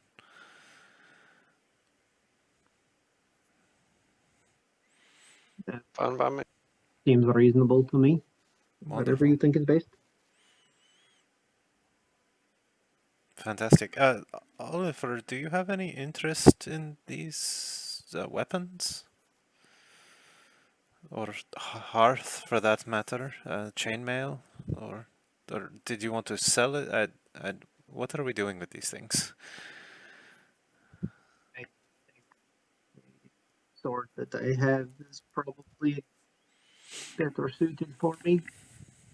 Uh, the armor I would not wear, so I don't know that any of us were armored that heavy. Fair. Hearth says, I would appreciate the protective qualities of the armor. However, I am not well suited to utilize armor that is so heavy. Oliver, it's all yours if you want it. Perhaps we can take it back I'm to... happy to carry it, but What Oh, I was... forgot technically barbarians speaking, don't use. Yeah. it jacks up my AC for working on Dex and Con if I wear heavy armor. Now, I mean, that's a really nice piece, but then I also like take a disadvantage on initiative and all that kind of business. So So Yeah, you'll lose a lot would of not your be all for speed. barbarian. wait, so What's that? Hearth can't use it, or No proficiency, if we're talking just mechanics, no proficiency in heavy armor. okay. I've Well, Perhaps got then looks medium like armor we're just gonna proficiency. be carrying. there is some room. I'll summon back my chest. There's some room in here. The weapons are too long, but the armor we could fold up. Um, Ben pulls out his fiddle, and there's a stack of books in there, some odds and ends, some pistols, and trail rations, and it's basically his backpack. If it comes to taking this back to camp, I'm happy to carry whatever can be bundled up. As long as you can wrap it in something, it can go over my shoulder as far as I am concerned. And the weight is not the problem. How do you feel about this here glaive? I do not. I could use it, I suppose, but I do not know that it would be more advantageous than the sword that you all have already provided me. Well, it sounds like we're just gonna offload these Yes. Next time to a we are back magical. at Fellor's shop. Yeah, Perhaps we can sell them to the camp. perhaps. Referring to the kobold So that shop. option, yes, that option as well.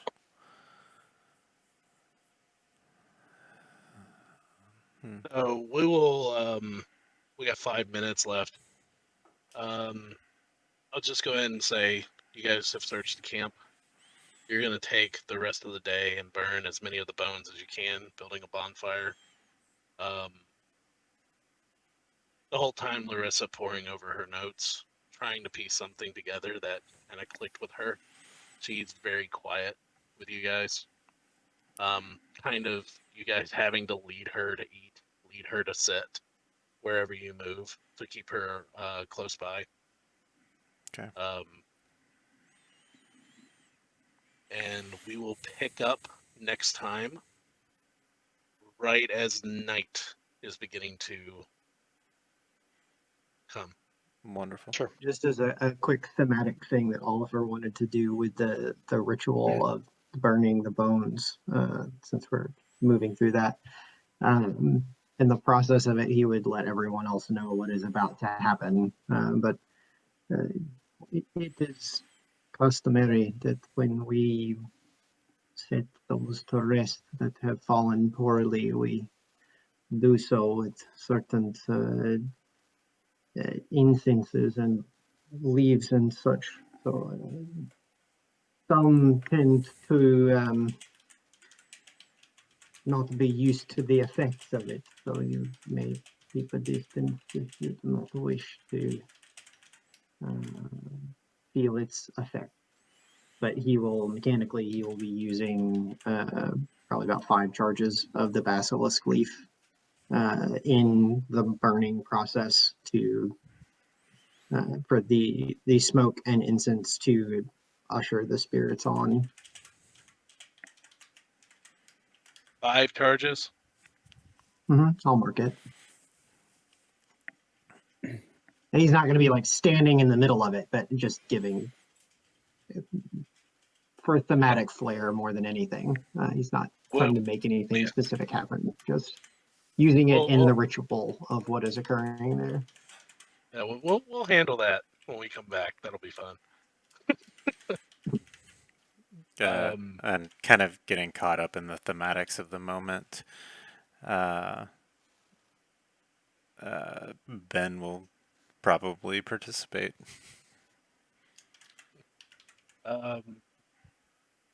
Making notes for next time. Is everybody good for the night? Yes, sir. Could be.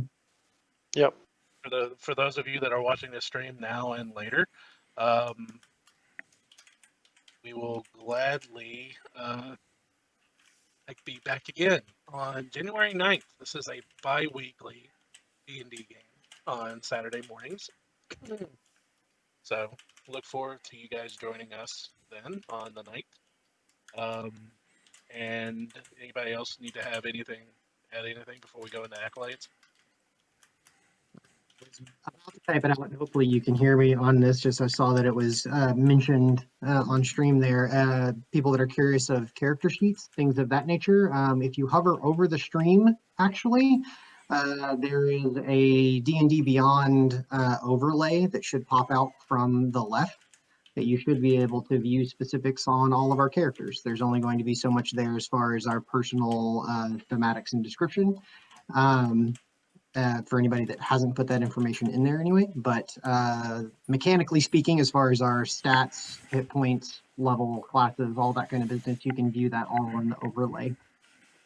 And we will have here in a week or two a website up that will be posted and linked and everything that'll have some of this information in it as well. You can also find a link to our Discord that is now set up and available down in the socials section below on the stream. So we do have a Discord set up for folks to join and follow along. We make most of our announcements and things there, so that might make things a little easier for you to follow along with us. Indeed. And I don't have a character. I'm the DM. I am the world. You are fate. So, with that being said, you guys did awesome today. A lot of notes going forward. A lot of bones to burn. Apparently, I'm gonna have to do the physics research on burning of bones. So, Absolutely. It's going to take some time. Gotta get real hot. I'm gonna take liberties with where I'm just gonna say that you're gonna put your bonfire in the center of camp, and I'll have fun with that. I was planning on it being in the middle of camp. I figured that was where we could gather up the most materials Gotcha. and only taking the bones as far as we needed to. There's a lot to move, so.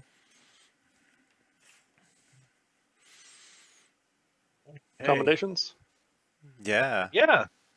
So, just for those that are new to our stream, we do a little thing at the end of all of our games where we each take a moment and we like to point out either the player or the DM something that they did during game that we really liked. We thought it added to the story, added to the character. We thought was really interesting. It helps bring a sense of community in these trying times when it comes to gaming online.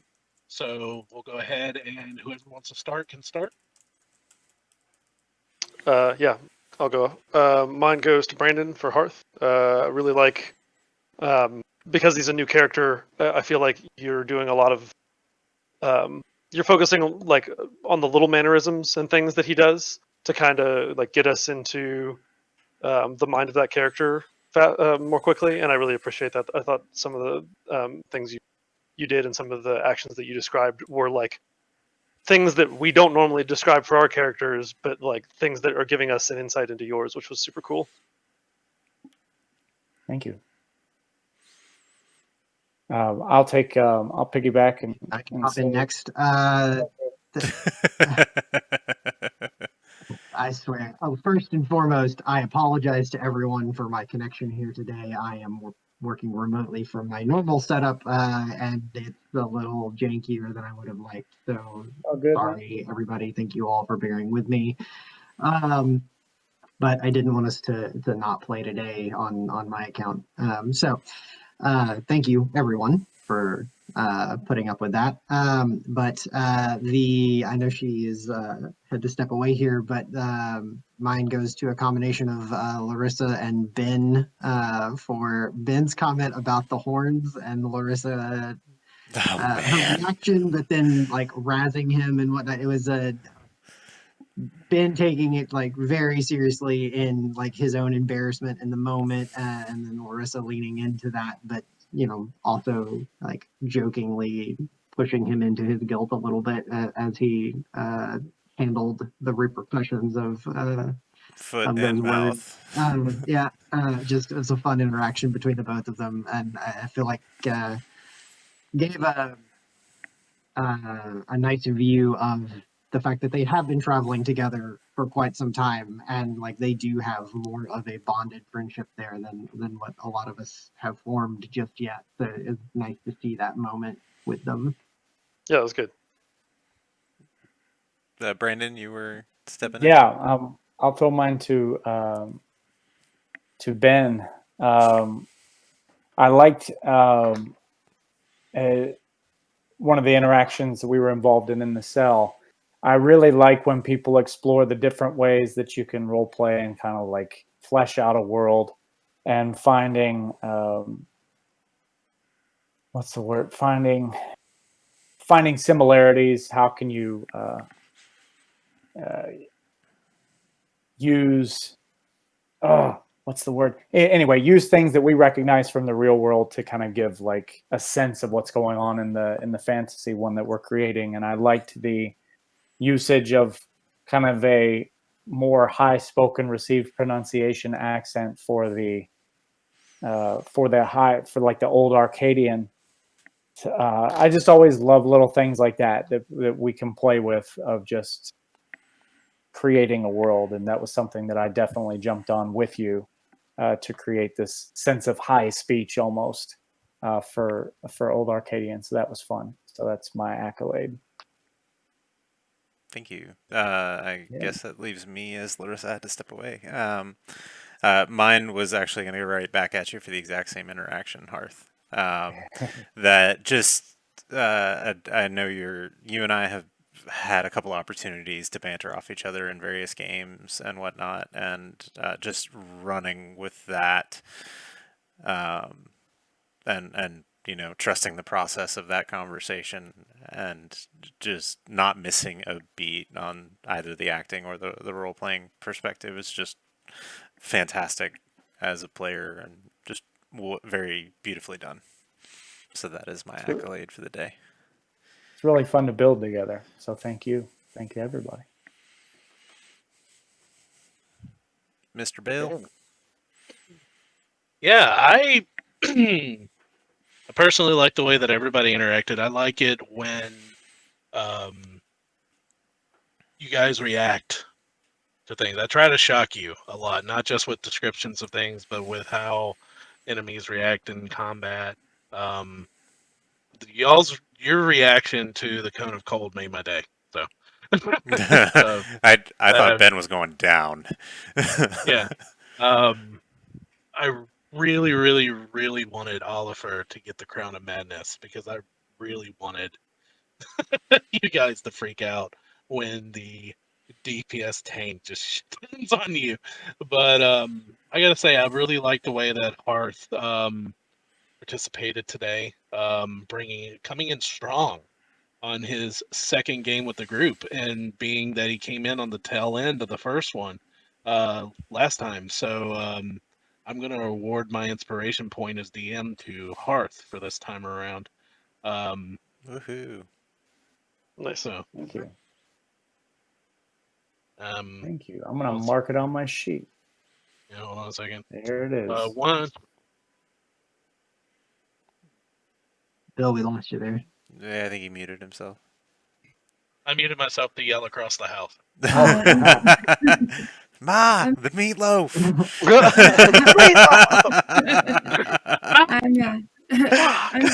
I'm sorry, y'all. No, that's okay. Those who don't know, we live in Nashville, and my mother's older. She didn't have a cell phone. She was freaking out, so she just popped by.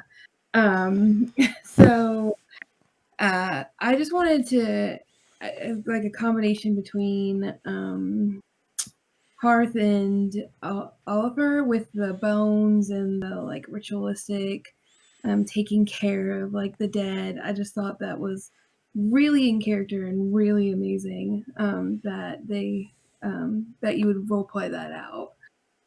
So that's who my inspiration goes to. Sweet. Thank you. Beautiful.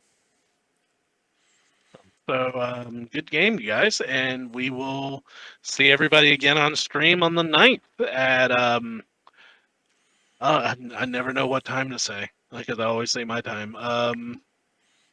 At 9 a.m. 9 Eastern Standard Eastern Time. time, 8 Central Standard Time. Yep. Yep, And 9 a.m. Eastern, 8 a.m. Central. and if anybody else is still hanging out and watching, we got a couple of viewers. We also have a Tuesday game that will be racing towards a climactic finish this coming Tuesday. So stay tuned. Also, And we will be speaking of our viewers, we picked up 5 new followers today, which I think is the most we've ever had in one day, barring our initial Extra Life all-day stream. So thank you, all of you, for joining us in our little adventure here. We hope to see you back again. Yeah. and just a shout out, this game has been an ongoing game for a couple of months now, so you're coming in on the tail end of a story. Our Salt and Wounds game is going to be literally the end of a story. If you're wanting to catch a campaign straight from the hop, level 1, Gabe will be running a game. Do we have a definitive start date? No. It'll start sometime in January, end of January, beginning of February. I need to, do justice and stay a little focused on the story that we're wrapping up with Salt and Wounds first before I set that start date. So. Okay. So those of you that are interested in keep tabs on our stream, follow our stream, tell your friends about it. Those that want to get in on the ground floor of a campaign right at the beginning, we're going to be doing that starting January. It's like level 1 on up. It's like, you don't miss an episode, you'll get caught up pretty quickly. There is also we have several episodes of this campaign from when we started streaming it that are available on our YouTube. So all of our videos, after they come down from Twitch here, we make certain by then they are up on YouTube for viewing anything previously. So I think this is our 4th Saturday episode of this that we have recorded. Woohoo! I believe so. So we go back almost to the beginning of when we started playing this game. So and we give a nice recap and character description of everybody there from the beginning in our first episode. So. Yeah, we did, because it's a bi-weekly game. We didn't start playing very long before we started streaming. So Woohoo! A couple sessions. okay. Well, thank you very much, everybody. And On that, enjoy your Saturdays. And